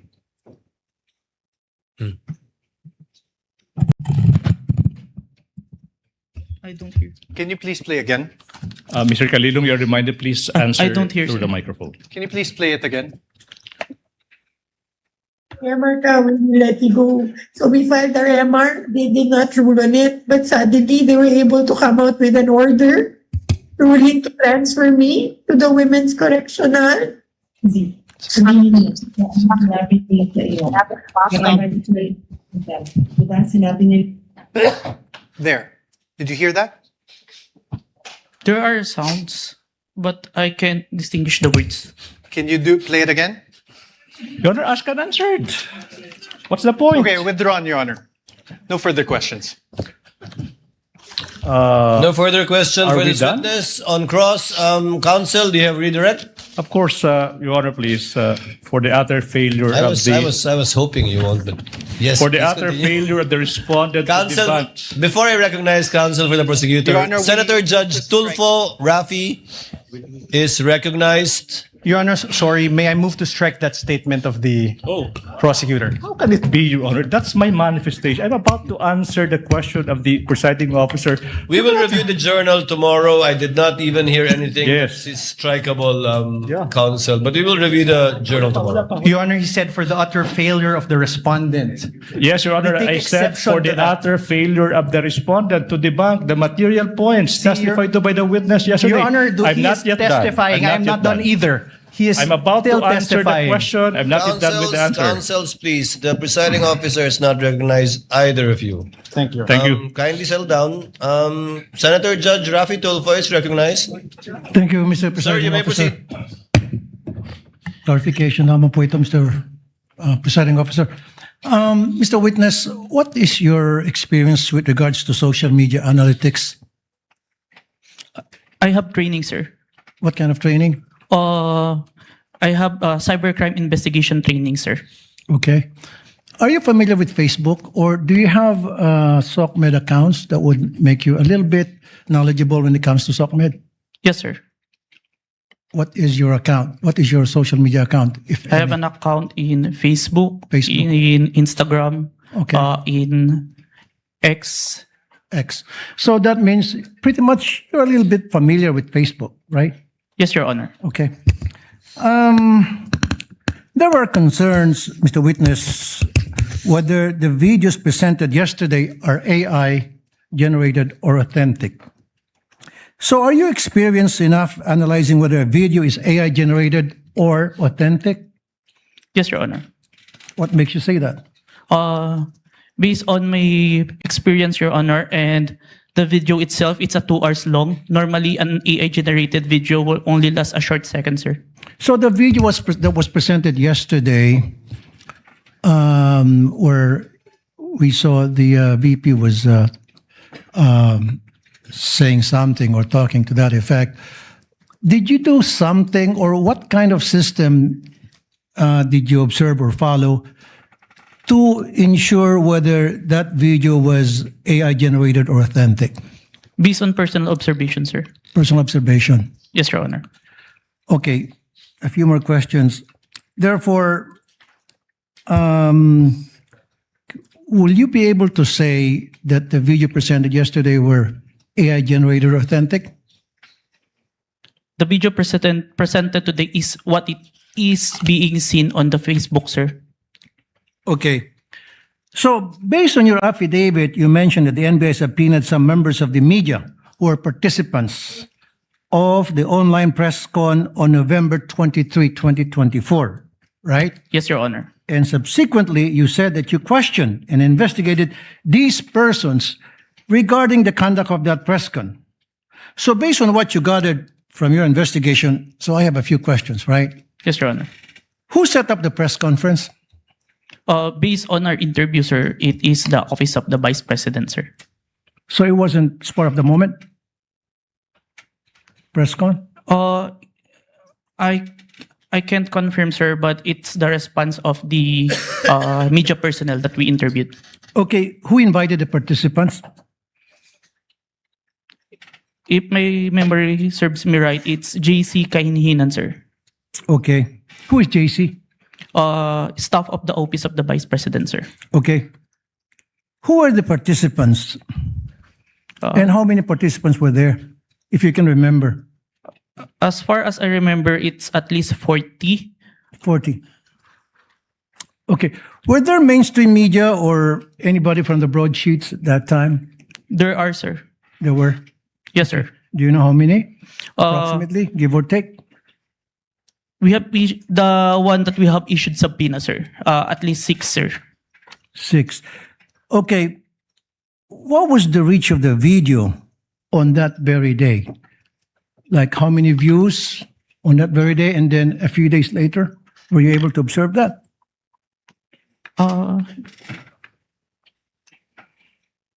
I can't remember, sir. You can't remember. Okay.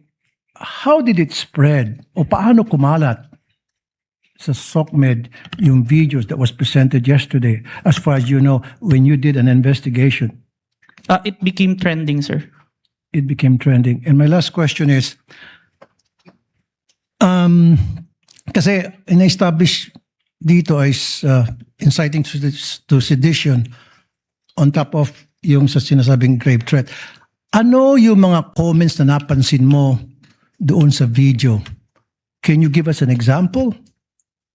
One of the comments, because on the video November 23, there were mentioned about people power when asked a question by Princess Maui. And the Vice President agreed, and ang laban ay wala sa EDSA, nasa Malacanang, and there are responses from the comments, but it's not documented that is agreeing, sir. No further question, Mr. Presiding Officer. Thank you, Senator Judge Tulfo. Senator Judge Aquino, thereafter Senator Judge Pangilinan. Senator Judge Aquino has 2 minutes. You may proceed, sir. Maraming salamat, Mr. Presiding Officer. Mr. Kalilong, kanina may nabanggit na 2 affidavit, isang January at isang February. Yung January ay binalik sa inyo, tama po ba? Yes, Your Honor. And there were 7 grounds why it was returned to you, is that correct? 7 points. Can you narrate what are these 7 points that you addressed? Is that the correct term, that you addressed in the second affidavit? Yes, Your Honor. Can you name them, please? May I have the certificate, sir? Who has a copy of the certification? Was it counsel for the respondent? Your Honor, may I Yes, you may approach and show him the document being alluded to by Senator Judge Aquino.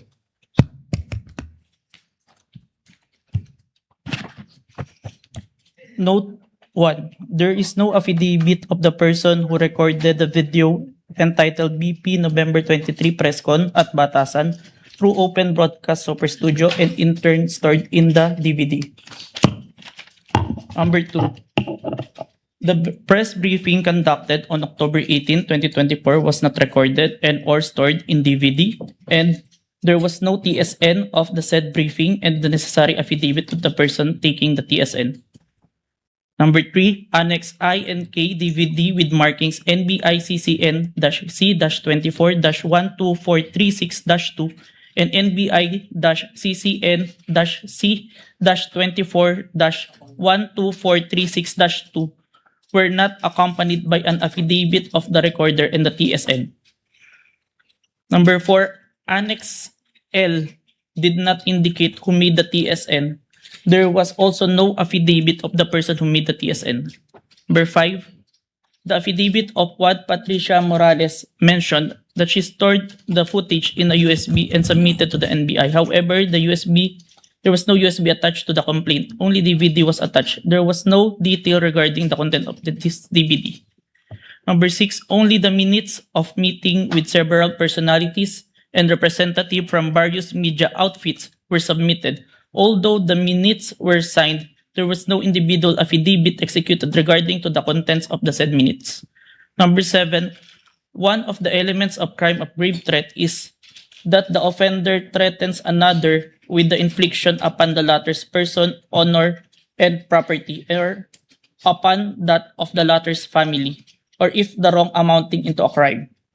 In the instant complaint, only the NBI executed an affidavit and there was no participation on the part of the offended party, as it appears in the NBI is not the offended party of the crime of grave threat. Okay, so nakuha mo yung nag-submit kayo, yan yung binalik sa inyo, and then you did your best to correct all those items, is that correct? Yes, Your Honor. Okay, the first 6 are technical, no? Yes, Your Yung Honor. panghuli is a matter of who is the offended party. Yes, Your Honor. Hindi nyo na-correct yan? Or nung binalik ninyo, it was accepted already by the DOJ? Is that correct? There is an explanation, Your Honor, that was included in the letter of the former director, Judge Jaime Santiago, sir. Okay. Wherein, Yeah, go ahead.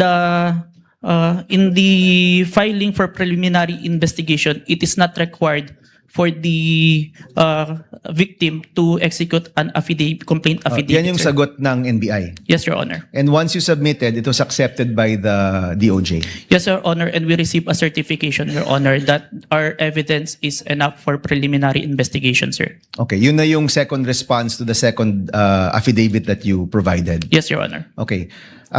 May mga nabanggit dun sa mga statements tungkol sa hitman, no?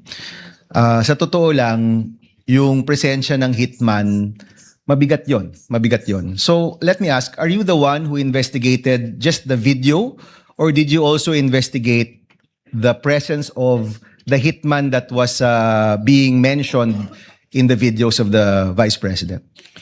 I was only tasked for the video, sir. Okay, may I direct this to the prosecution? Will you be presenting other witnesses that will pertain to this alleged hitman? As to the alleged hitman, Your Honor, please. Yes. Yes. So kayo, Mr. Kalilong, hindi kayo nag-imbestiga niyan. Wala kayong alam tungkol dun sa presensya ng hitman. Yes, Your Honor. Okay. Mr. President, I will refrain from my questions and wait for the witness pertaining to the hitman. Maraming salamat. Noted and entered into records, Senator Judge Pangilinan, thereafter Senator Judge Ontiveros, and then Senator Judge... Yes, Your Honor. Ano ang degree? Bachelor of Science in Accountancy, Bachelor of Science in Accounting Technology, and I'm a certified public accountant, sir. So you're a certified public accountant. Yes, sir. Kahapon, tinanong ko sa iyo yung training, no? Kasi nabanggit mo nagkaroon ka ng mga training. Ang nabanggit mo kahapon, 2 weeks ng training. Yes, pero on what matter? Only on photo and video authentication, sir. Okay. Meron pa bang ibang training na ikaw ay you went through bilang expert or competent witness sa usapin ng digital technology, cybersecurity, online training? Meron ba? Yes, Your Honor. Anong mga ito? I mentioned that I have a training in Certified Computer Hacking Forensic Investigator. I have a training in Computer Forensic, Mobile Forensic, and Photo and Video Authentication training. I have also training in cybercrime investigation. We also undergone a 480 hours training on cybersecurity. And a training before we start the bureau, we have undergone the NBI Academy, which teach us all the aspects in investigation, sir. Okay, and siguro last question. Ang training na ito, puro local ba o meron ding training sa ibang bansa? I have an international, sir, recently. Ano yan? It's a training in Strasbourg. Okay. The name of the training is...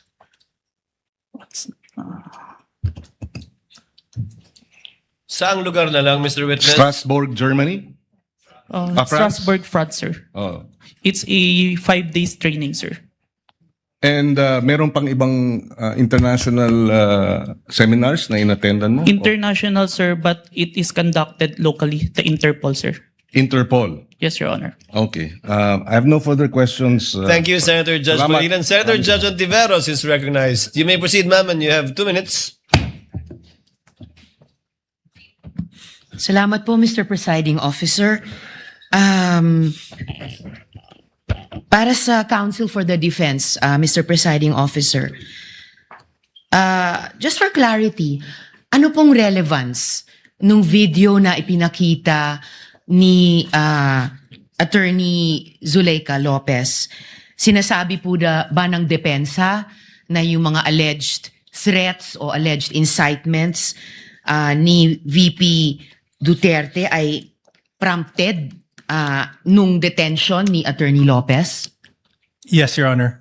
There was a systematic oppression made by the House of Representatives dating back from their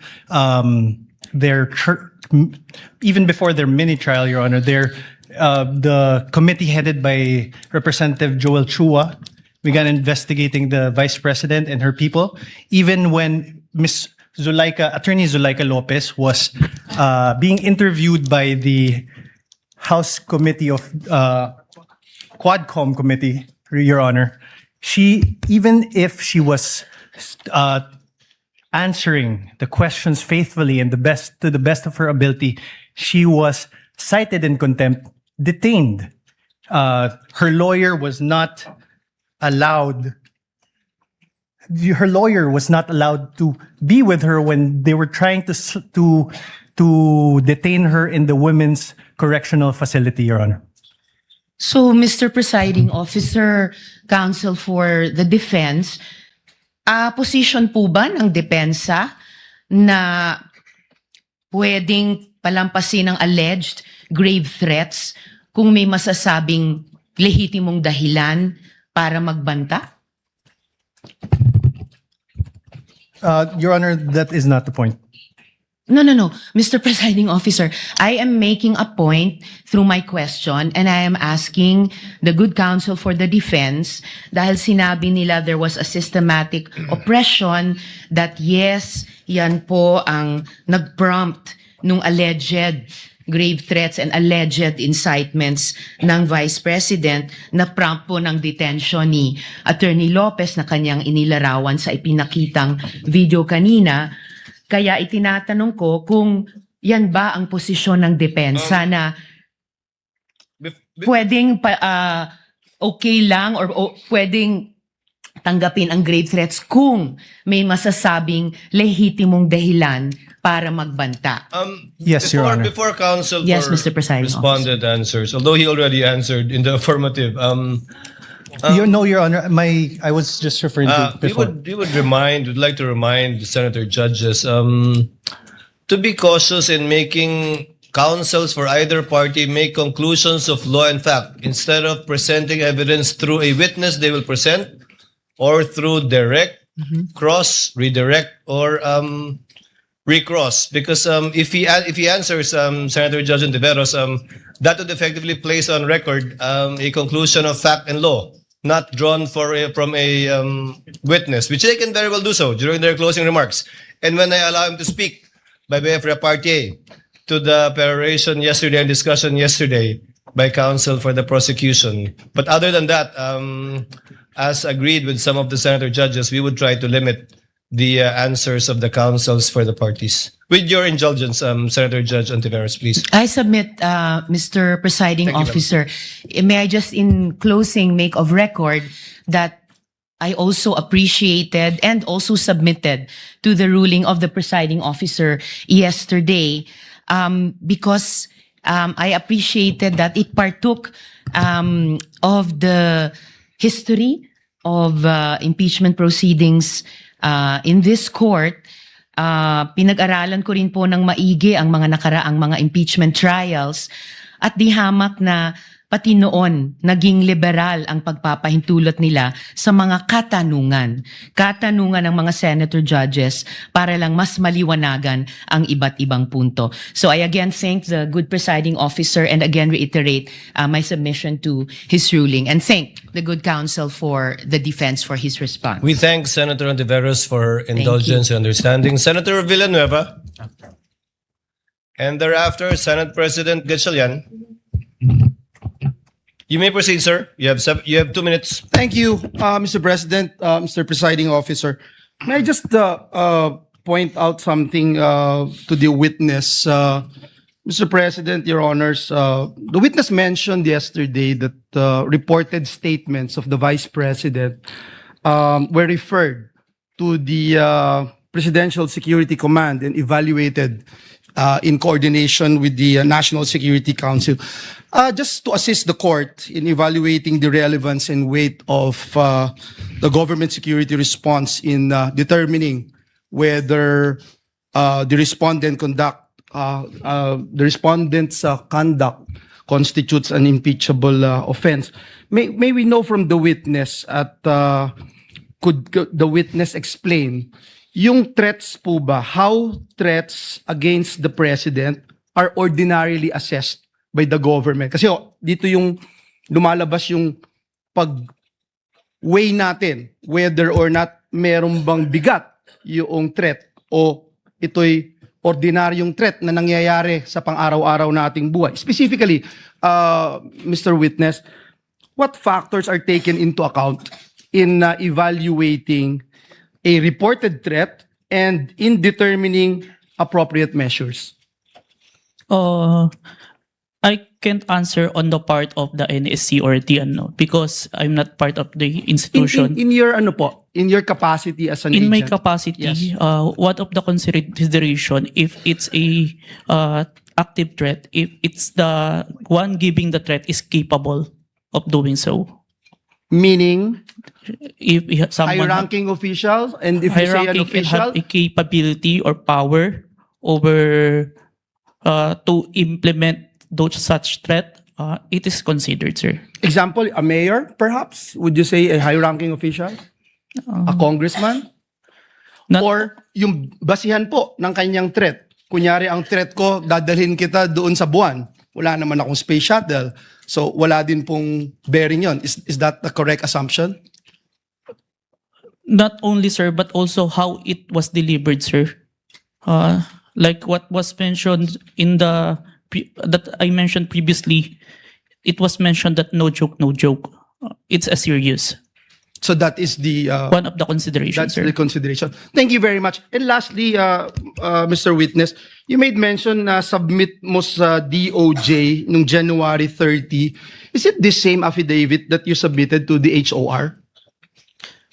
The one that submitted to the HOR is the affidavit dated February, sir. So that's the latest. Yes, sir. The one that complied with the requirements of the DOJ, sir. Thank you very much for that clarification. Thank you, Mr. President. Thank you, Senator Villanueva. Before I recognize Senate President 𝗬𝗏𝗃 and thereafter Senator 𝗬𝗏𝗃𝗏, may I remind Attorney Narvasa that your 5 minutes, you will be given your 5 minutes after the questions of the senator judges and before we recognize the counsel for the prosecutor for his redirect. Senate President 𝗬𝗏𝗃𝗏 is recognized. Your You may Honor. proceed, sir. You have 2 minutes. Thank you, Mr. May I be Presiding clarified? Officer. I believe that we would do it after recross. So You it's- want, I heard cross. Sorry, After Your we Honor. cross. Yes, Your Honor. Thank you, Your Honor. Better for us. Yes, Your Honor. Thank you, Mr. Presiding Officer. I just have a few questions, clarificatory questions.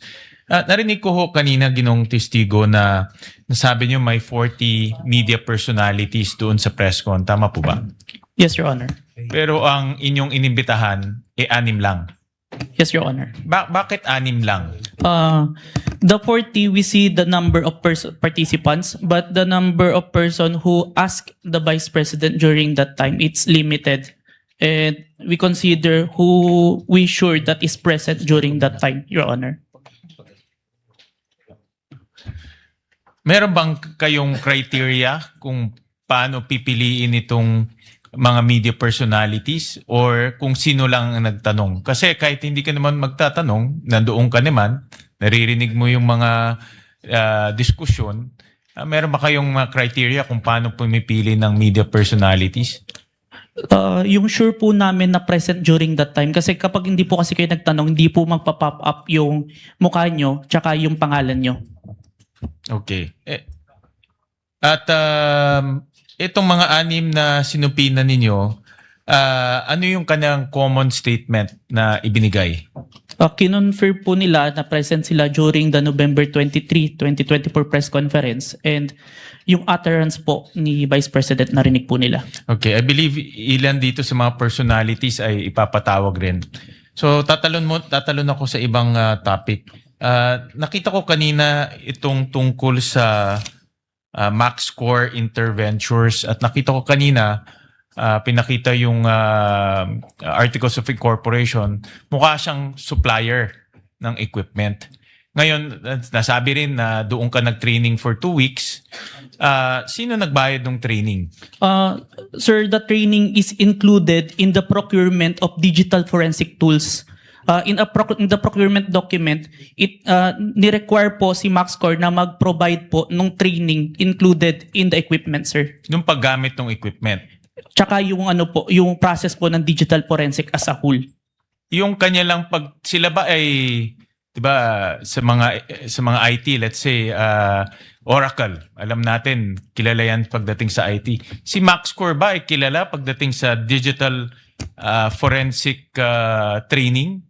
Kasi pag nakita ko kanina talagang supplier sila, but are they a well-known or internationally renowned training organization? It is it's not the mock score itself, but it's the trainer that they provide, sir, that is capable in training us, sir. Itong trainer na ito, certified siya in this type of technology? Yes, sir. The trainer has a lot of certifications in relation to digital forensics, sir. Can you name a few certification na meron itong trainer na ito? I can't remember, Let's sir. say Oracle or let's say Microsoft, diba? May mga ganyan No, yan. sir. CompTIA, sir. CompTIA training. I believe he also have a certified ethical hacking certification and a lot more, sir. When it was presented to us, sir. All right. So itong mga trainers nito ay certified trainers na pwedeng mag-train sa iyo at magiging certified ka rin. Yes, sir. Initial na akong certificate, sir. Lastly, Mr. Presiding Officer, after training, nakakuha ka ba ng certification na katulad sa kanila? No, sir. But that certification that I was trained by them, sir. Pero ikaw mismo, are you certified to do forensic examinations for your purpose and responsibility? I have a certification, sir. I am a certified computer hacking forensic investigator, sir. Itong forensic analysis, meron kang for this purpose, itong pinag-uusapan natin. The computer, the authentication, sir, part or as a whole, sir? As a whole. I have a certification in computer hacking, sir, specific. But I have trainings in relation to the... Iba yung hacking eh. Yung pinag-uusapan natin, forensic examination ng video, forensic examination ng mga ganitong bagay. Meron kang certification doon? I have certificate, sir. All right. Thank you. Thank you, Mr. Presiding Officer. Senator Judge 𝗏𝗏𝗀𝗏, thereafter Senator Judge Marcos. You may proceed, sir. You have 2 minutes. Maraming salamat, Mr. Chair. Mr. Presiding Officer. Ang katanungan ko po ay para sa ating testigo. Batid ko po na sa ilalim ng Republic Act 10867, sa ilalim po ng Section 4, ang kapangyarihan po ng inyong ahensya na mag-imbestiga kapag ng mga krimen, partikular na tulad ng mga banta sa buhay ng Pangulo, ikalawang Pangulo, Senate President, Speaker of the House at Chief Justice. Tama po yun. Yes, Your Honor. Kahit na lalo pat pag ito ay may kaugnayan sa national security. Tama po? Yes, Your Honor. Pero ang tanong ko po, ang pagsasampa po ba ng kaso, nasa mandato rin po ba ng NBI na magsampa ng kaso doon sa mga tao na nagbanta sa buhay ng Pangulo, ikalawang Pangulo, Senate President, Speaker of the House, Chief Justice? Is it automatic or kailangan mag-request sila sa inyo? Matic ba yung pagsasampa ng kaso doon sa nagbanta? In this case, is it automatic or wala lang, kasama sa mandato niyo to file charges dahil binantaan mo Pangulo o si Vice Presidente kung sino mang yang 4 na matataas na opisyal natin or 5 matataas opisyal natin? Ang basis namin doon, Your Honor, is yung primary objective namin to investigate cases to the threat to the President, Vice President, Senate President, Supreme Court. And if we found that the evidence is enough that there is a crime committed, we will file a case because that's the output of our investigation, sir. Kahit po ba na hindi yung biktima, in this case, yung Pangulo, biktima ng threat, kahit na hindi siya nagreklamo, automatic po yun? Kahit na hindi siya nagreklamo sa inyo? Yes, Your Honor. Okay. Hindi nyo na siya kailangan tanungin pa na, Sir, gusto nyo po bang kasuhan namin ito? Wala nang gano'n. You will never ask. Sabihin natin, hindi lang Pangulo, Vice Presidente. Nangyari din sa Vice Presidente o sa Speaker of the House, sa Senate President o sa Chief Justice. Hindi nyo naman lang siya afford to ask him like, Sir, will you go to the process? Kasi magpa-file ka po ng mga affidavit. This is a long process, etc. Kahit na Pangulo ka po, may pipirmahan ka mga affidavit. Is it automatic, Mr. Witness? We submitted it, sir, even without a complaint in the preliminary investigation, sir. No further questions, Mr. President. Thank you, Judge 𝗬𝗏𝗀𝗏. Senator Judge Marcos is recognized. You may proceed, ma'am, and you have 2 minutes. Yes, maraming salamat. Mahal na namumuna. Hihingi lang po ako ng dokumento para mas madali nating sundan ang mga pangyayari. Nalilito lahat pagkat wala po kaming papel. At ang nabigay sa amin, eto, Annex FFFGGG. Nalilito po kami kung alin dito yung mga papel. Kung maaari kaming bigyan, unang-una, yung unang tinutukoy, the first affidavit of investigation dated January 30, alleging grave threats inciting to sedition ng NBI. Ikalawa, yung napasok na yata sa record, pero nais rin namin bilang Senator Judge na magkaroon ng kopya ng DOJ certification signed by Prosecutor Bandung February 5 na nagbigay ng 7 grounds na insufficient for preliminary investigation. Ikatlo, yung naibigay na. Ito klaro to, naibigay po ni Mavic at ng iba pang staff natin. Yung February 10, yung ikalawang amended na ibinigay na revised affidavit of authentication, February 11. Ngunit sabi ni testigo Kalilong na merong kasama ito na wala rito sa record natin at sana maibigay si Senator Judge. Ito yung sulat kasama nung second revised affidavit of authentication. Ito naman yung sinasabing sulat ni 𝗬𝗏𝗃𝗲𝗿 ng DOJ na nagsasaad na hindi kailangan na may private complainant yung sina Presidente, ang First Lady at saka yung dating Speaker dahil base sa kaso ng Santos Concho versus DOJ na 2008, hindi daw kailangan yung private complainant. May we also have a copy of the same. Finally, may we urge that a copy also be given of February 14 certification of DOJ asserting that the revised affidavit of investigation was finally sufficient. Nais lang namin na makita yon at alamin yung investigation data, huling-huli, nung March 7, almost a month after the submission of the affidavit of authentication, kasi halos 1 buwan bago utusan na magkaroon ng investigation data form. Sana may kopya rin tayo noon. To respond to Senator Judge Marcos, what the court has copies of are the pre-marked documents that the parties pre-marked during pre-trial, but not documents that have not yet been pre-marked. Most of the documents you mentioned that was discussed by counsel for respondent has not yet been pre-marked. They only used it to confront via cross-examination the witness of the prosecution. But the ones we have, we will furnish you with a reminder, of course, Senator Judge Marcos, that these documents have not yet been formally offered by either party.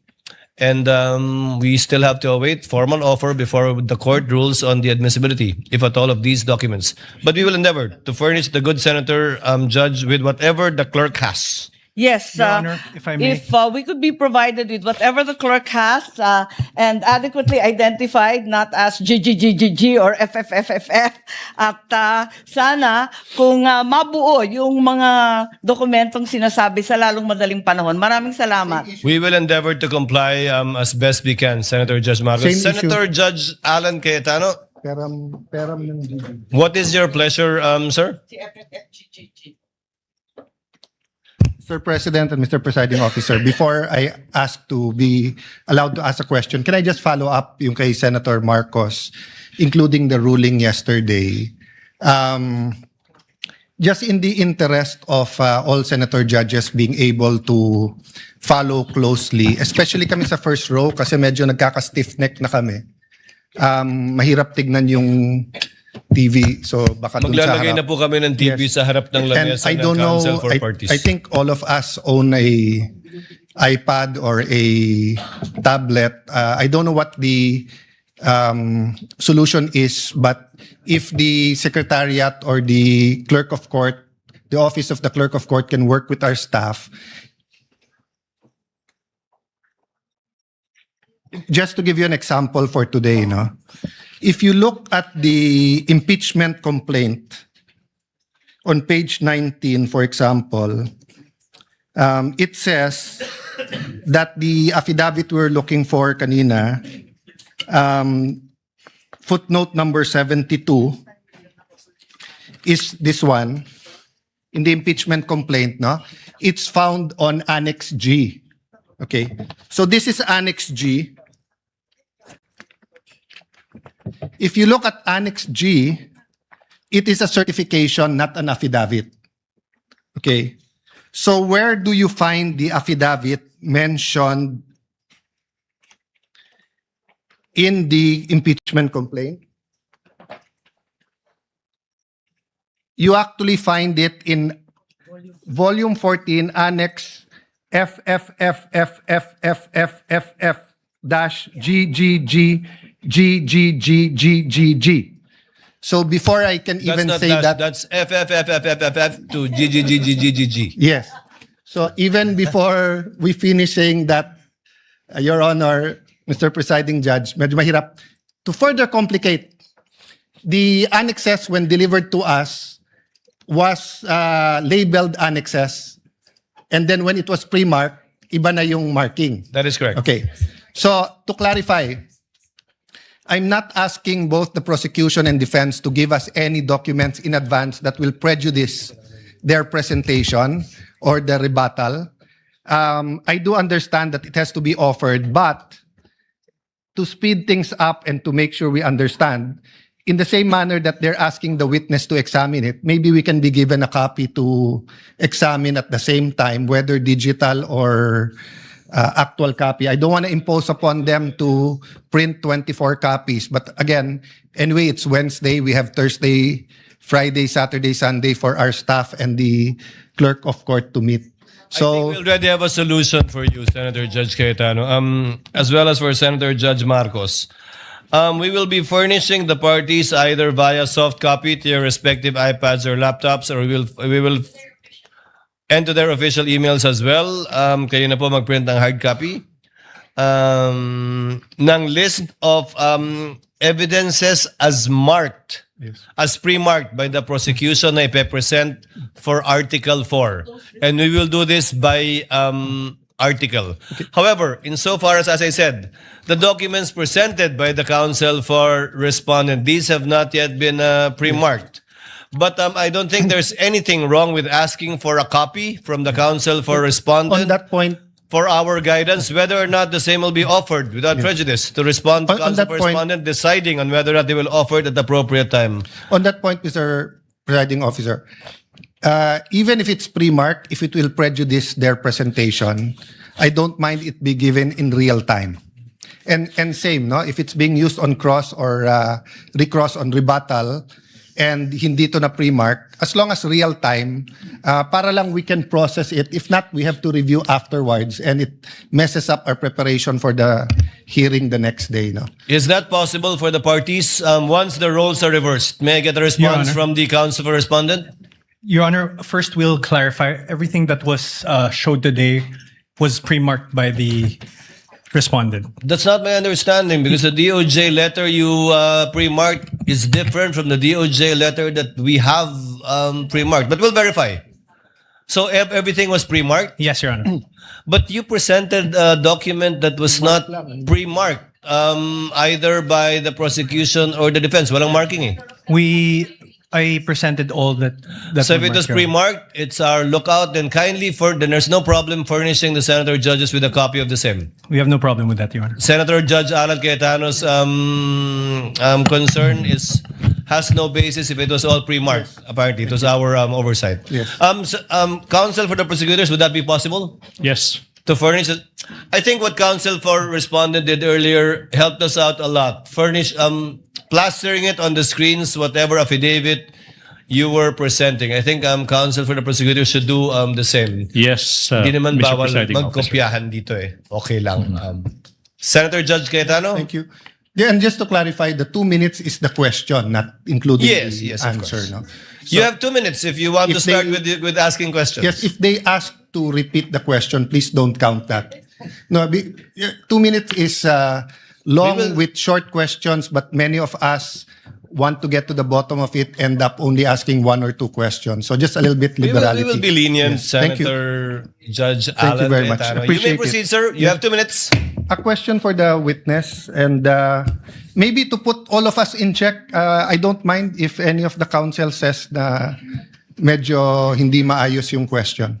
I mean, given what happened yesterday and today, and there are questions that could prejudice the case either way, as long as we call each other out respectfully, to the both counsels, you cannot correct a senator judge, but I don't mind if you think it prejudices. That's your duty to your client. Yes, sure. So this isn't the start of the 2 minutes yet.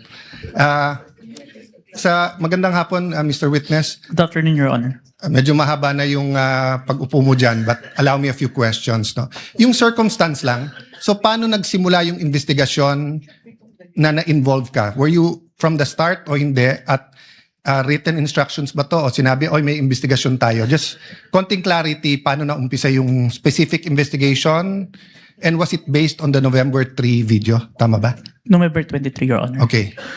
It all started, I received a phone call, sir, from my executive officer that there is a video wherein there is a statement given by the Vice President, which is classified as threat, and I was tasked and assigned to investigate the case, sir. Okay. So basically, ganun yung pagkasabi, na I'm tasking you to look at the video, investigate.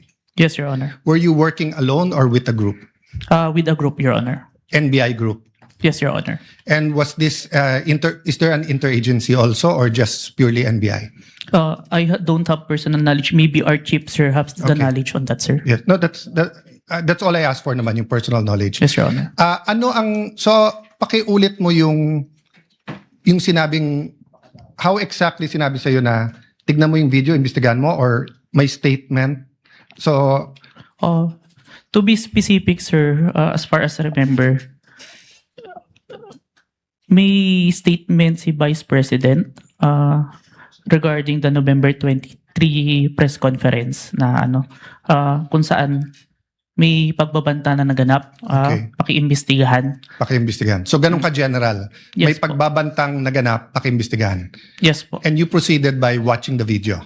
Yes, Your Honor. And when you watched the video, you got to the part na may pagbabanta. No, Your Honor, I first don't know which part of that. So you watched the whole video, of course. First, the clippings, Your Honor. Okay. Then, I look for the whole video, Your Honor. Then you watched the whole video. Yes, Your Honor. And thank you for your honesty. So after the clipping, tapos the whole video, what did you do next? You reported or you made your recommendations? I don't understand the process lang kasi. Upon identifying the whole video, I informed my executive officer that I identified the video, Your Honor. And then yung sinabi mo yesterday, then you started looking for patterns. That's why you looked at yung dating mga video ni Vice President. Yes, Your Honor.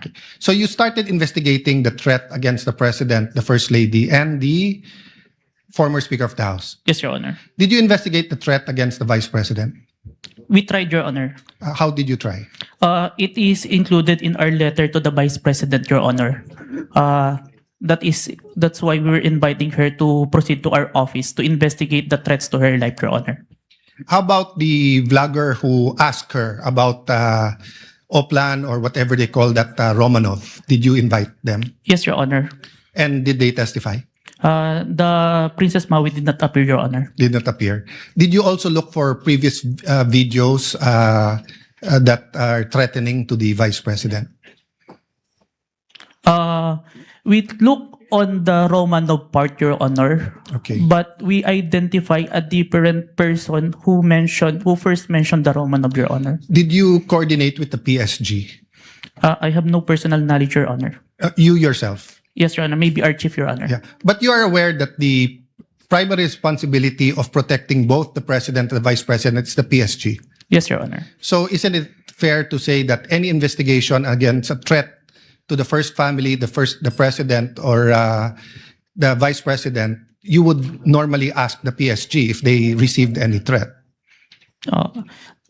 I have no personal knowledge, Your Honor. No, I'm asking, hindi ba normal sa investigation kung sino yung primary agency na taga-protekta na lumalaban dun sa threat ay tatanungin natin? Yes, Your Honor. So bakit hindi tinanong ng NBI ang PSG? Or in your case, why didn't you ask the PSG? Maybe it can be answered by Chief, Your Honor. No, I'm not. I will ask your chief also. I'm asking you, when they said, look at this, you looked at other videos, you tried to get Princess Maui, you tried to get the vice president, but you didn't contact the PSG for the first lady, for the president, and for all you know, the PSG will tell you right there and there, the threat is real, or the PSG will say, politika lang yan. Diba? Both the vice president and the president are protected by the PSG. So why wasn't so nakalimutan lang or wala sa procedure nyo or? Your Honor, there is already a statement from the National Security Council, Your Honor, that it is an active threat, Your Honor. That's why we start investigation. Yes, and the primary group that will know if it's an active threat is the PSG. So if this was the United States, it will be the Secret Service. So whether the FBI or the CIA, state troopers, the federal marshals, kung sino man mag-iimbestiga, parati nilang tatanungin yung Secret Service. So I'm just curious why we did not ask the PSG input. Kindly wind up, Senator Cayetano. Senator Judge Cayetano. So my last question is, how did you characterize the threat of the Vice President to the President? Given that ang exact words niya, huwag kang mag-alala ma'am sa security ko kasi may kinausap na akong tao, sinabi ko sa kanya, kapag pinatay ako. So that I'll be fair to you and not vague, no? Did that phrase, kapag pinatay ako, have any bearing in your investigation? Yes, Your Honor. And what was that bearing or thoughts in your mind? First of all po, dun sa statement, may nakausap na po. It already took place before pa yung mangyari yung meeting. And nung condition... I'm not talking about yung may kinausap na para pumatay. Ang sinasabi ko, yung sinabi niya na pag pinatay ako. Yes, Your Honor. How did that affect your investigation? There is a condition na kapag pinatay siya. But as we can see, it's only applicable if there is only two parties. The statement make a loophole wherein a third party can use that na kapag namatay si BP, ma-execute ngayon yung statement ni BP na may nakausap na siya without the participation of the one mentioned, the President, the First Lady, and the Speaker of the House, Your Honor. That's fair. But what I'm saying is that in your reports, did you characterize it as a conditional threat? Kasi kung hindi naman siya pinatay, the logical implication is that there's no threat against the... So I'm not saying it's not illegal, immoral to contract a killer. Ha? I'm just trying to follow the logic na pag sinabi kong pakukulong kita, Mr. Witness, pag nagsinungaling ka under oath, then it's actually not a threat. It's a legal... I'm just telling you the law, di ba? Pero pag sinabi kong pag hindi ka sumunod sa akin, ano yung kita? So that's my last question lang. So how did you characterize that? It wasn't a conditional in your mind because may kinausap na? Even with or without, sir, it's still considered a threat as long as the person... I have no doubt there. I'm just asking, is it a conditional threat?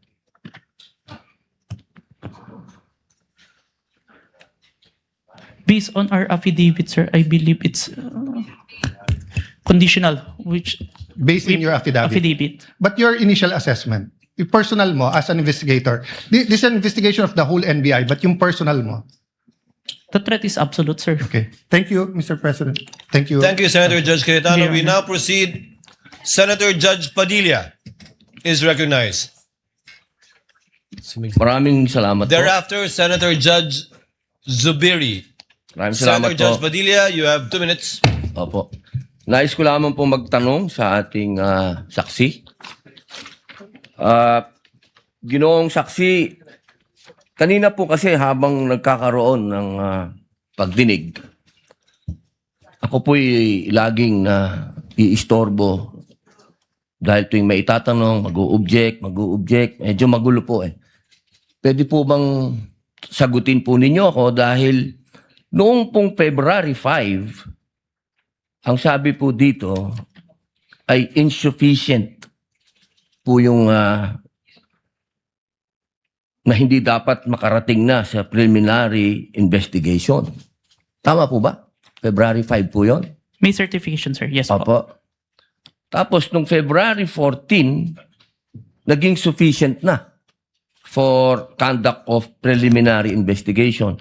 Nasagot po ba yung 7 na sinabi dito na para, ang sinasabi po kasi dito nung February 5, merong 7 na kulang.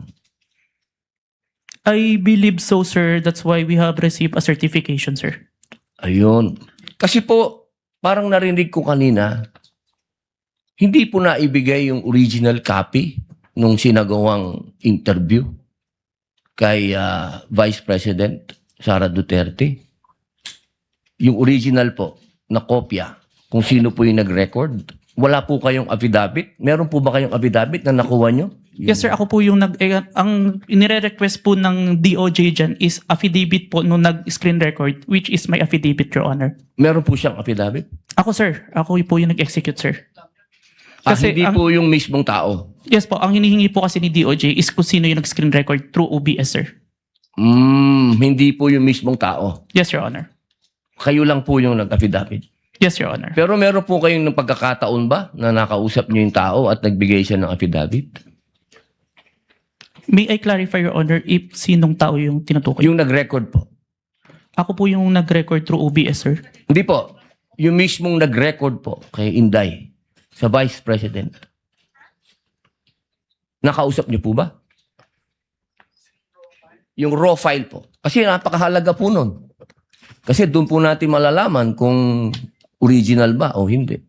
The video itself, sir, is publicly available. That's why I performed the recording, sir. Opo.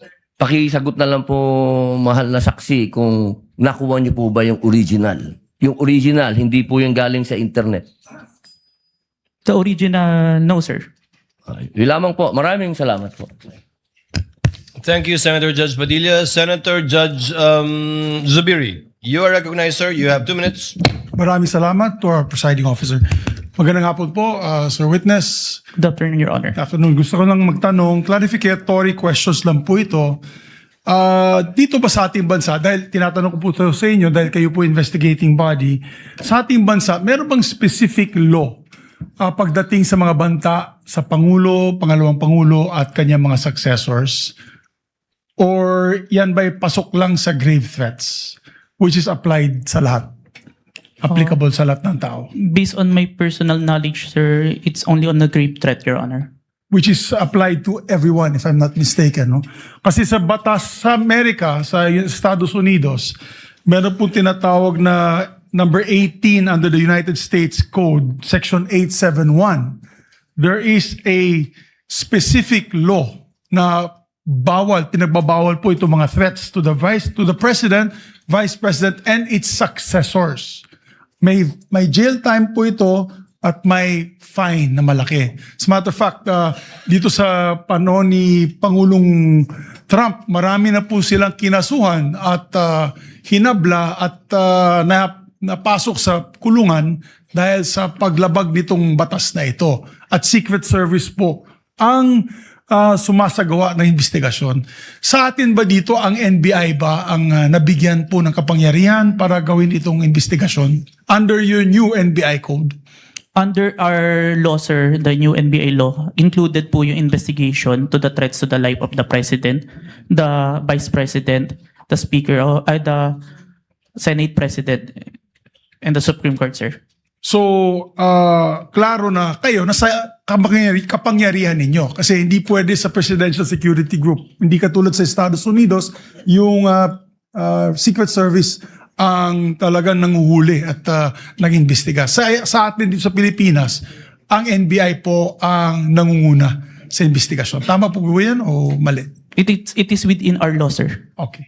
And this is just food for thought because not only are we senator judges, we're also legislators. It may be time that we also craft a law that will be specific on threats made to the President, Vice President, and its successors, meaning the Senate President, the Speaker of the House, and the Supreme Court Chief Justice.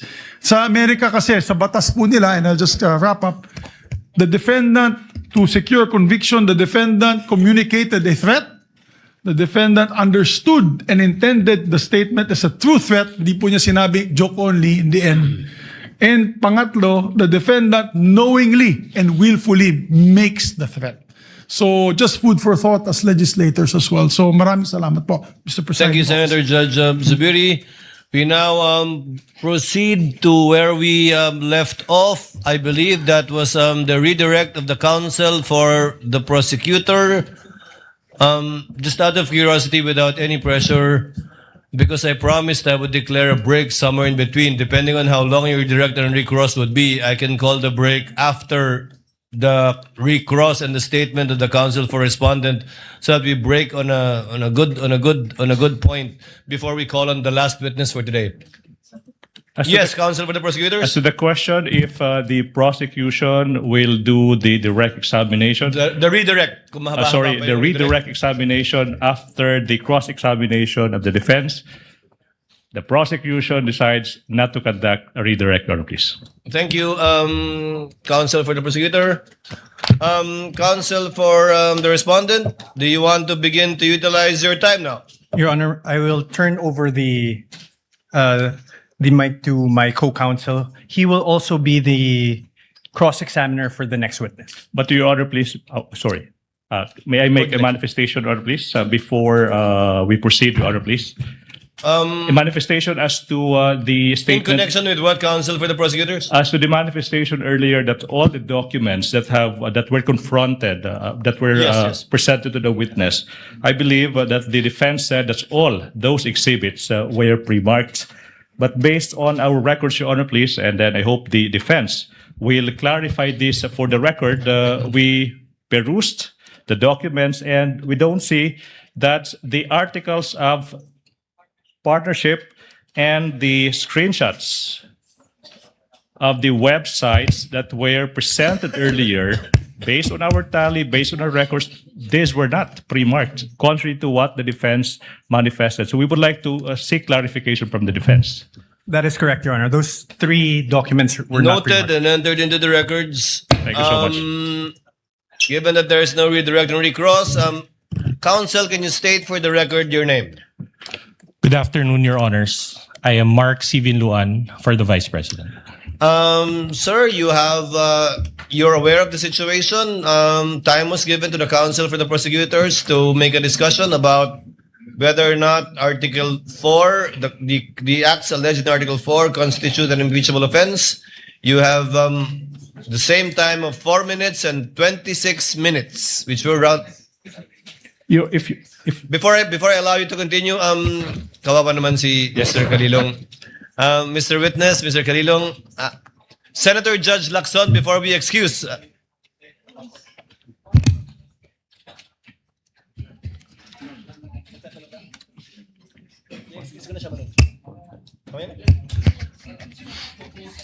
Senator Judge Soto is recognized. Sir, what is your pleasure, sir? Mr. President, Mr. Presiding Officer, are we going to dispense with the witness already? Unless you have questions. I believe Senator Lacson has questions to the witness, so not yet. Well, it's a simple question. The gentleman may proceed. Thank you very much. You're familiar with the internet, of course. Yes, Your Honor. Have you noticed that lately all the AI-generated videos have a caption saying AI-generated? Yes, Your Honor. Kaya pag walang nakalagay na AI-generated, siguradong hindi AI-generated? Yes, Your Honor. Today, Your Honor. Yes, lately, no? Lately, Your Honor. Lahat nakalagay. Pag AI-generated, nakalagay AI-generated and Meta does not allow it. Right?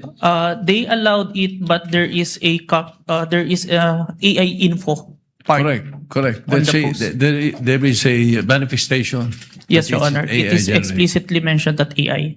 So you're aware of that? Yes, Your Honor. Thank you. That's it. Senator Judge Lacson, you likewise have 2 minutes, sir. You may proceed. Thank you, Mr. Presiding Officer, Mr. Senate President. I have questions para sa ating testigo.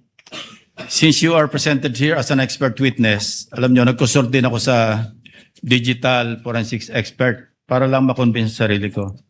No, my first question is, in this day and age of artificial intelligence, no, will you agree with me na it is almost impossible to distinguish an AI-generated video from the original? It Almost is- impossible. Yes, Your Honor, it is hard, Your Honor. Yeah, very hard, di ba? Very difficult. So kasi ito, impeachment trial, ano? Kasi sa court, ginagamit talaga yung expert testimony ng digital or computer forensics expert. Now, you may or may not answer this question kung classified, ano? Gusto ko lang malaman, ano ba yung digital forensic tools na ginagamit din sa NBI? Currently, I'm not familiar. But during the time na nandun po ako sa Digital Forensic Laboratory Division, meron kaming NCase Forensic, Celebrite, and Amped Authenticate, sir. Amped Authenticate, sir. Ang balita ko, yung AMP5 or AMP Authenticate. Diba? Amped Authenticate, sir. Ito yung ginagamit ninyo. Ito, capable ito na magsagawa ng reverse image, a photo or video, di ba? Yes, Your Honor. Okay. Ito ba yung ginamit mo? For this part, Your Honor, the OBS only, Your Honor. Bakit hindi nyo ginamit ito? The duration is too large, Your Honor, the 2 hours. And the Amped Authenticate can only detect if there is a inconsistent FPS, Your Honor. Yeah, kaya ko tinanong yon dahil una-una maraming para mag-adhere na magamit sa korte, no? Likewise sa impeachment court. May mga requirements, di ba? Sinabi mo kasi meron kayong open source, di ba? Yes, Pero Your Honor. ang pinaka-importante yung chain of custody, of course, yung provenance. Yes, Your Honor. Yung original na pinanggalingan. Yes, Your Honor. Ang sabi mo, pinanggalingan lang Facebook. The Facebook was captured, Your Honor. So, hindi yun ang original, di ba? The screen recording is the original itself as to my authentication, sir. Yeah, and you can attest sa authenticity ng video. Yes, Your Honor. In spite of not being or not having originated from the original. Yes, Your Honor. I compared the recorded with the original and ensured that the contents are identical, Your Honor. Kasi nabanggit mo rin, ginamit mo yung manual comparison simultaneously ng dalawang videos. Yes, Your Honor. Pero again, I will insist na talagang hindi reliable yung manual. Ito yung sinabi sa akin ng digital forensics expert na nakausap ko, no? Ang pinaka mas importante, makuha mo yung original copy, yun nga, yung provenance, di ba? Para talagang, tapos masundan mo yung sa analysis, gagamitan mo ng tools para malaman mo na talagang authentic yung video. Of course, I'm not here to question the authenticity. I just want to be assured. Dahil, sabi ko nga kanina, pagka sa artificial intelligence, napakahirap talaga. Almost impossible to distinguish it from the original video or yung source. Yes, Your Honor. And you are competent enough to ginagamit yung forensic tools or forensics tools at yung inyong yung competence mo through your training, no? And experience, Your Honor. And experience. Kasi sabi mo nga, you've been with the NBI since 2021, di ba? Yes, Your Honor. And since then, you have appeared in some 20. At least 30, Your Honor. 30. Yes, Your 30 court hearings. Yes, Your Honor. So, thank you, Your Honor. Thank you, Mr. Presiding Officer. Thank you, Your Honor.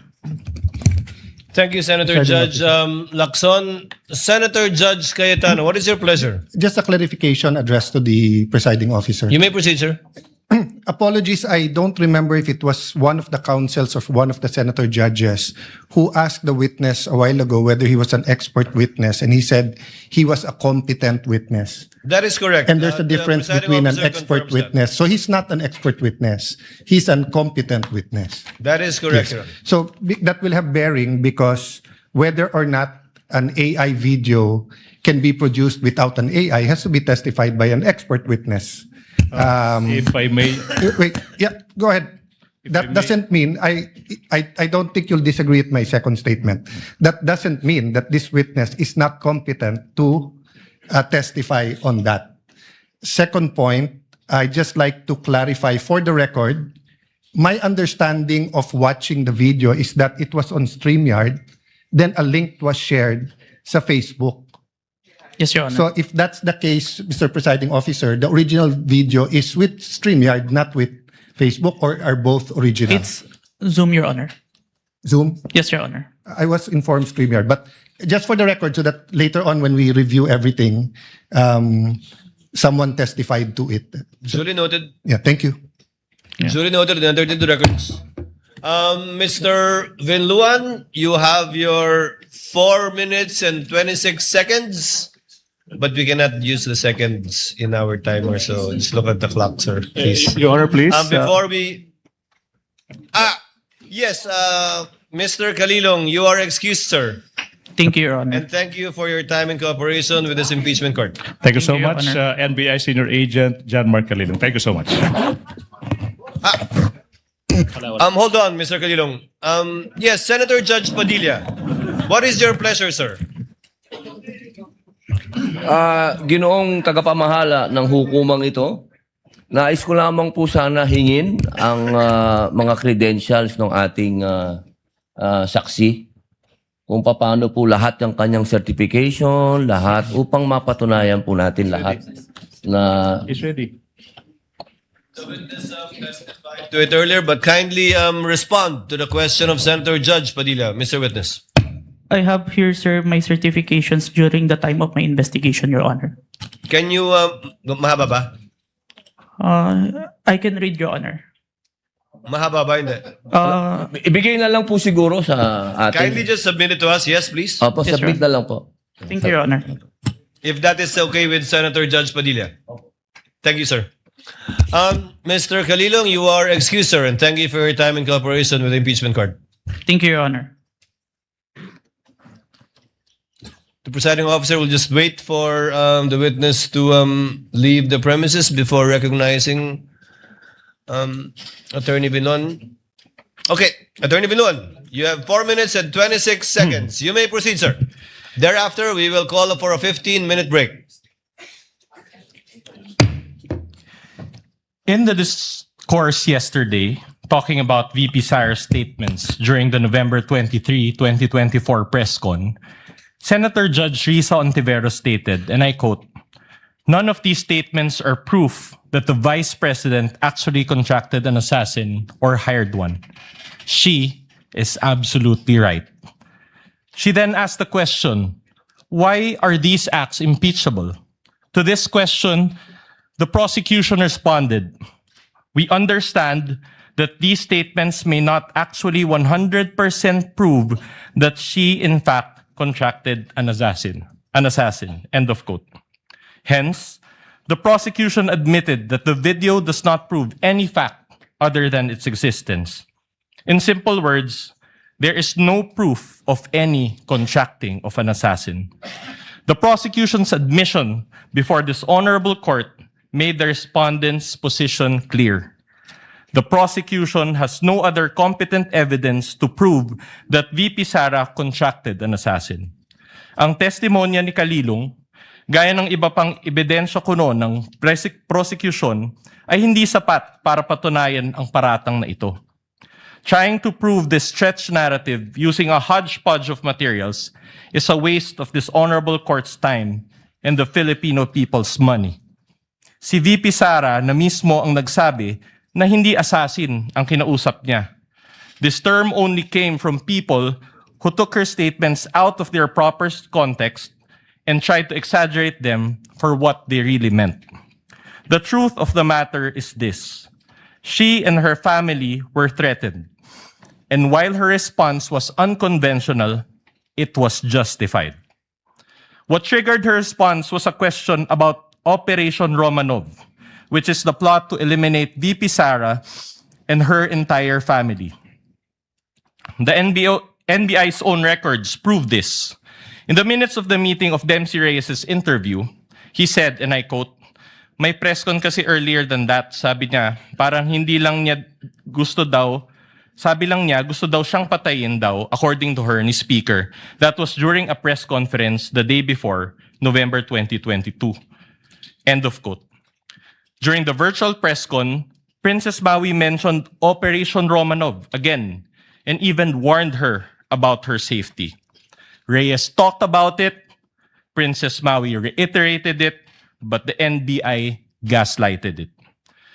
When VP Sara uttered those words, she was not responding as Sara Duterte, the Vice President, but Sara Duterte, the wife, mother, daughter, and sister, who only sought to protect her own and her family members' lives. Operation Romanov is in place, and the threat against their lives is real. VP Sara became the target of unauthorized intelligence and surveillance operations by government operatives that exposed her family to high-level risks and security threats, thereby causing intense trauma and uncontrollable fear. Her homes in Davao and Manila were profiled, and this is proven by classified casing reports. Her trusted security personnel were removed. Her schedule of official functions, like the one in Naga, was leaked by intelligence agents, and her security was heavily compromised. In sum, the prosecution was right in using the term culmination. But the prosecution's interpretation is wrong. Rather, when VP Sara left the administration, she suffered various forms of threats and harassment for many months from the powers that be, and the culmination was her statement on that fateful early morning in November 2024. She didn't commit an impeachable offense. She drew the line in the sand and said, enough is enough. That is the meaning, and that is the context. Finally, as to the alleged grave threats and inciting to sedition, these are defined by the revised penal code and are punishable by prisión correccional. Thus, these fall under the jurisdiction of the MTC or first-level courts. These charges are not other high crimes as contemplated by the Constitution as grounds for impeachment and are therefore not impeachable. After all, VP Sara was fighting two important battles that day. One against the threat to her family's life, and another against the life of the ordinary Filipino, constantly suffocated by the immense weight of corruption, which she talked about during the press con. She never incited sedition. She merely echoed the voice of ordinary Filipinos. Her message that day only reflected what was already in their hearts and minds. There was no betrayal of public trust. She actually upheld the people's trust as she spoke for and behalf of the people. Thank you, Your Honor. Thank you, Attorney Vidluan. Chair declares a 50th Senator Judge Bam Aquino before we declare a recess. Yes, just a quick manifestation, Mr. You President. may proceed, sir. Tapos na po tayo sa unang witness. It's taken us maybe a total of 9 hours for the first witness. Ito ho, isang pakiusap sa parehong grupo. Alam ko po may kanya-kanya tayong estilo, may kanya-kanya tayong strategy, but if possible, can we allow the testimonies to be heard? Can we have proceedings that will go straight to the point? Kasi po nanonood ang taong bayan, pati po kaming mga senator judge. Gusto rin ho naming makita itong mga proceedings, yung mga ebidensya na mas madali ring maintindihan. So ito naman po, di ho namin pwede itong idikta sa inyo. But if possible, the succeeding witnesses, and we have a long list, this goes for both parties by the way, let's have proceedings where we can go straight to the point, malaman natin yung puntos ng bawat grupo para makapagdesisyon rin po tayo ng maayos. Ito po this is a plea, no? This is not an order to both parties, but if we can, this is the People's Tribunal, we're watching, everybody's watching, sana po payagan natin na lumabas yung mga katotohanan, lumabas yung mga ebidensya upang maging mas madali at mas kaya-aya po yung ating proceedings. Yun lang po, Mr. President. Thank you so much. Noted and entered into the records. Chair would like to give Senator Bam, bibigyan ko ng konting pag-asa sa Senator Bam. Usually, ang mga paglilitis tulad nito, parang diesel yan. Sa simula, syempre dahil una pa lamang, nagkakasanayan, nagkakaestimahan, pero bibilis at bibilis to sa pagdaloy din ng ilang araw lang ng trial natin. And you will be able to see that in the next couple of days. Chair declares a 15-minute recess. We Your all Honor, come please. back. Your Honor, Yes, please. counsel for the prosecutor. Before the declaration of recess, I suppose that the reason is for the presentation of the next witness for Yes. the prosecution. We manifest, Your Honor, that 𝗬𝗏𝗃 will be our witness for this afternoon. We'll be presenting the next witness during the next hearing on Monday, Your Honor, please. You won't present Attorney Lotok anymore? Yes, today? Your Honor. On Monday, Your Honor, please. We will utilize the 11 days allotted to Article 4 of for the prosecution, Your Honor, please. So, no Attorney Lotok today? Today, we'll do that on Monday, Your Honor, please. So, Your Honor. Chair would like to, I guess there's no need to declare a recess. Yes, Your Senator Honor, Judge please. Lacson, Your thank you for Honor. that manifestation. Yes, counsel for the respondent. Your What Honor, do you want maybe to say? just clarified if Attorney Lotok is the witness on Monday because they had already Yes. disclosed the witness. I was about to ask that question. Yes, Your Honor. Attorney Jeremy Lotok will be presented On by the Monday? prosecution on Monday, Your Honor, please. Likewise, can you name us, you manifested that you will also be presenting next week or requesting a subpoena to,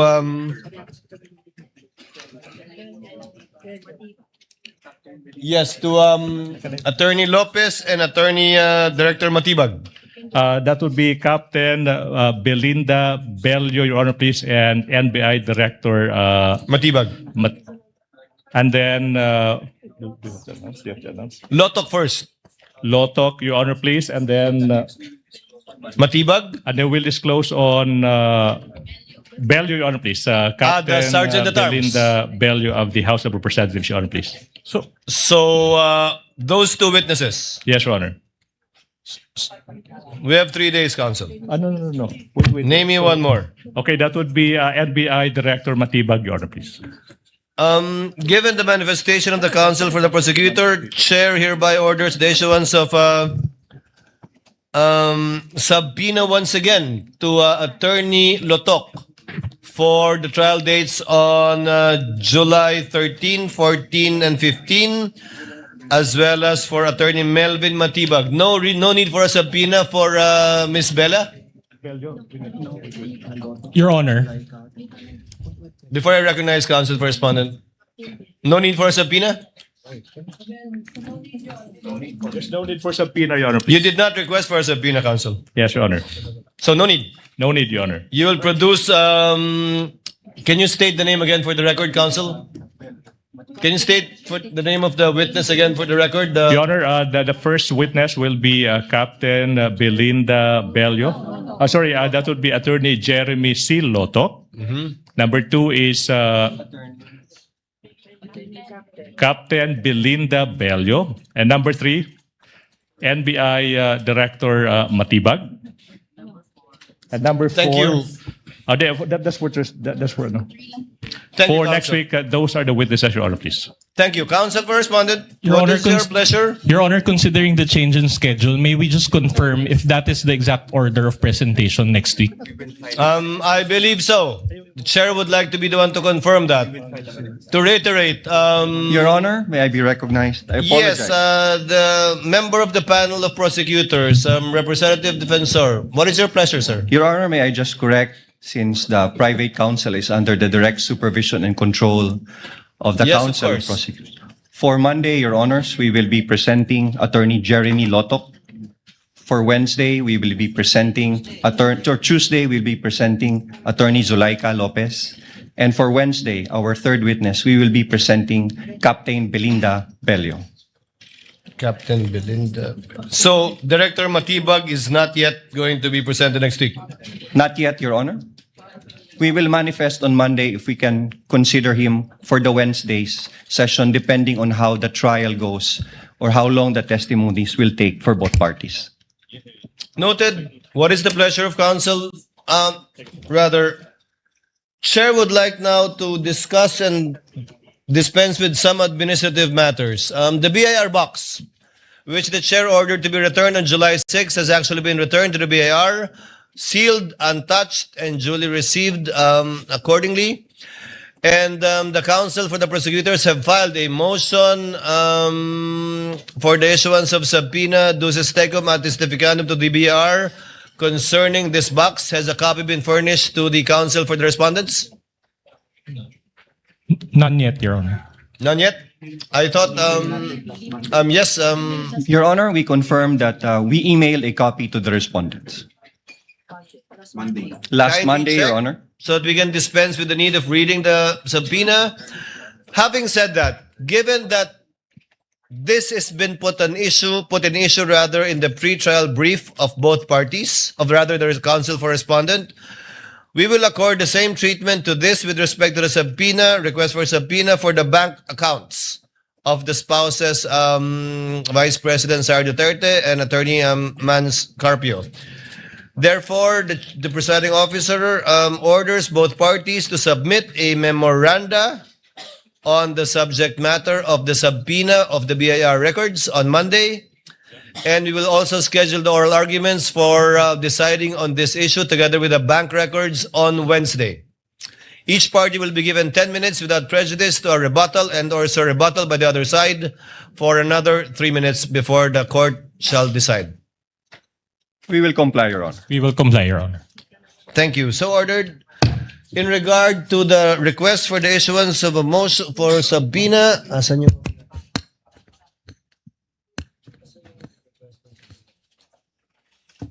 May I ask if counsel for the respondents were likewise furnished with a copy of the most request for subpoena, although this is ex parte because this is only with respect to witnesses.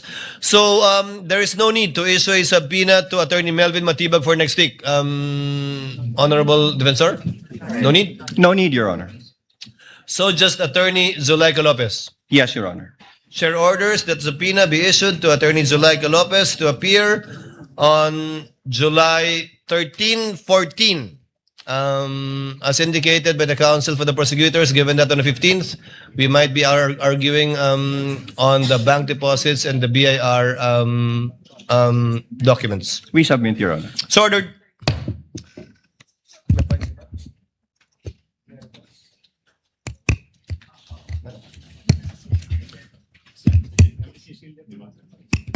There being no other matters for consideration by the court, and given that the counsel for the prosecutors have manifested that they will no longer present Attorney Latok today, but rather on Monday, the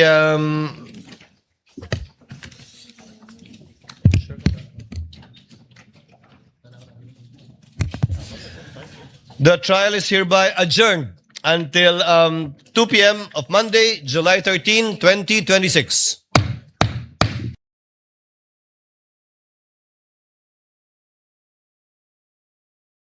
That was a Radio Bandido TV special coverage courtesy of the Senate.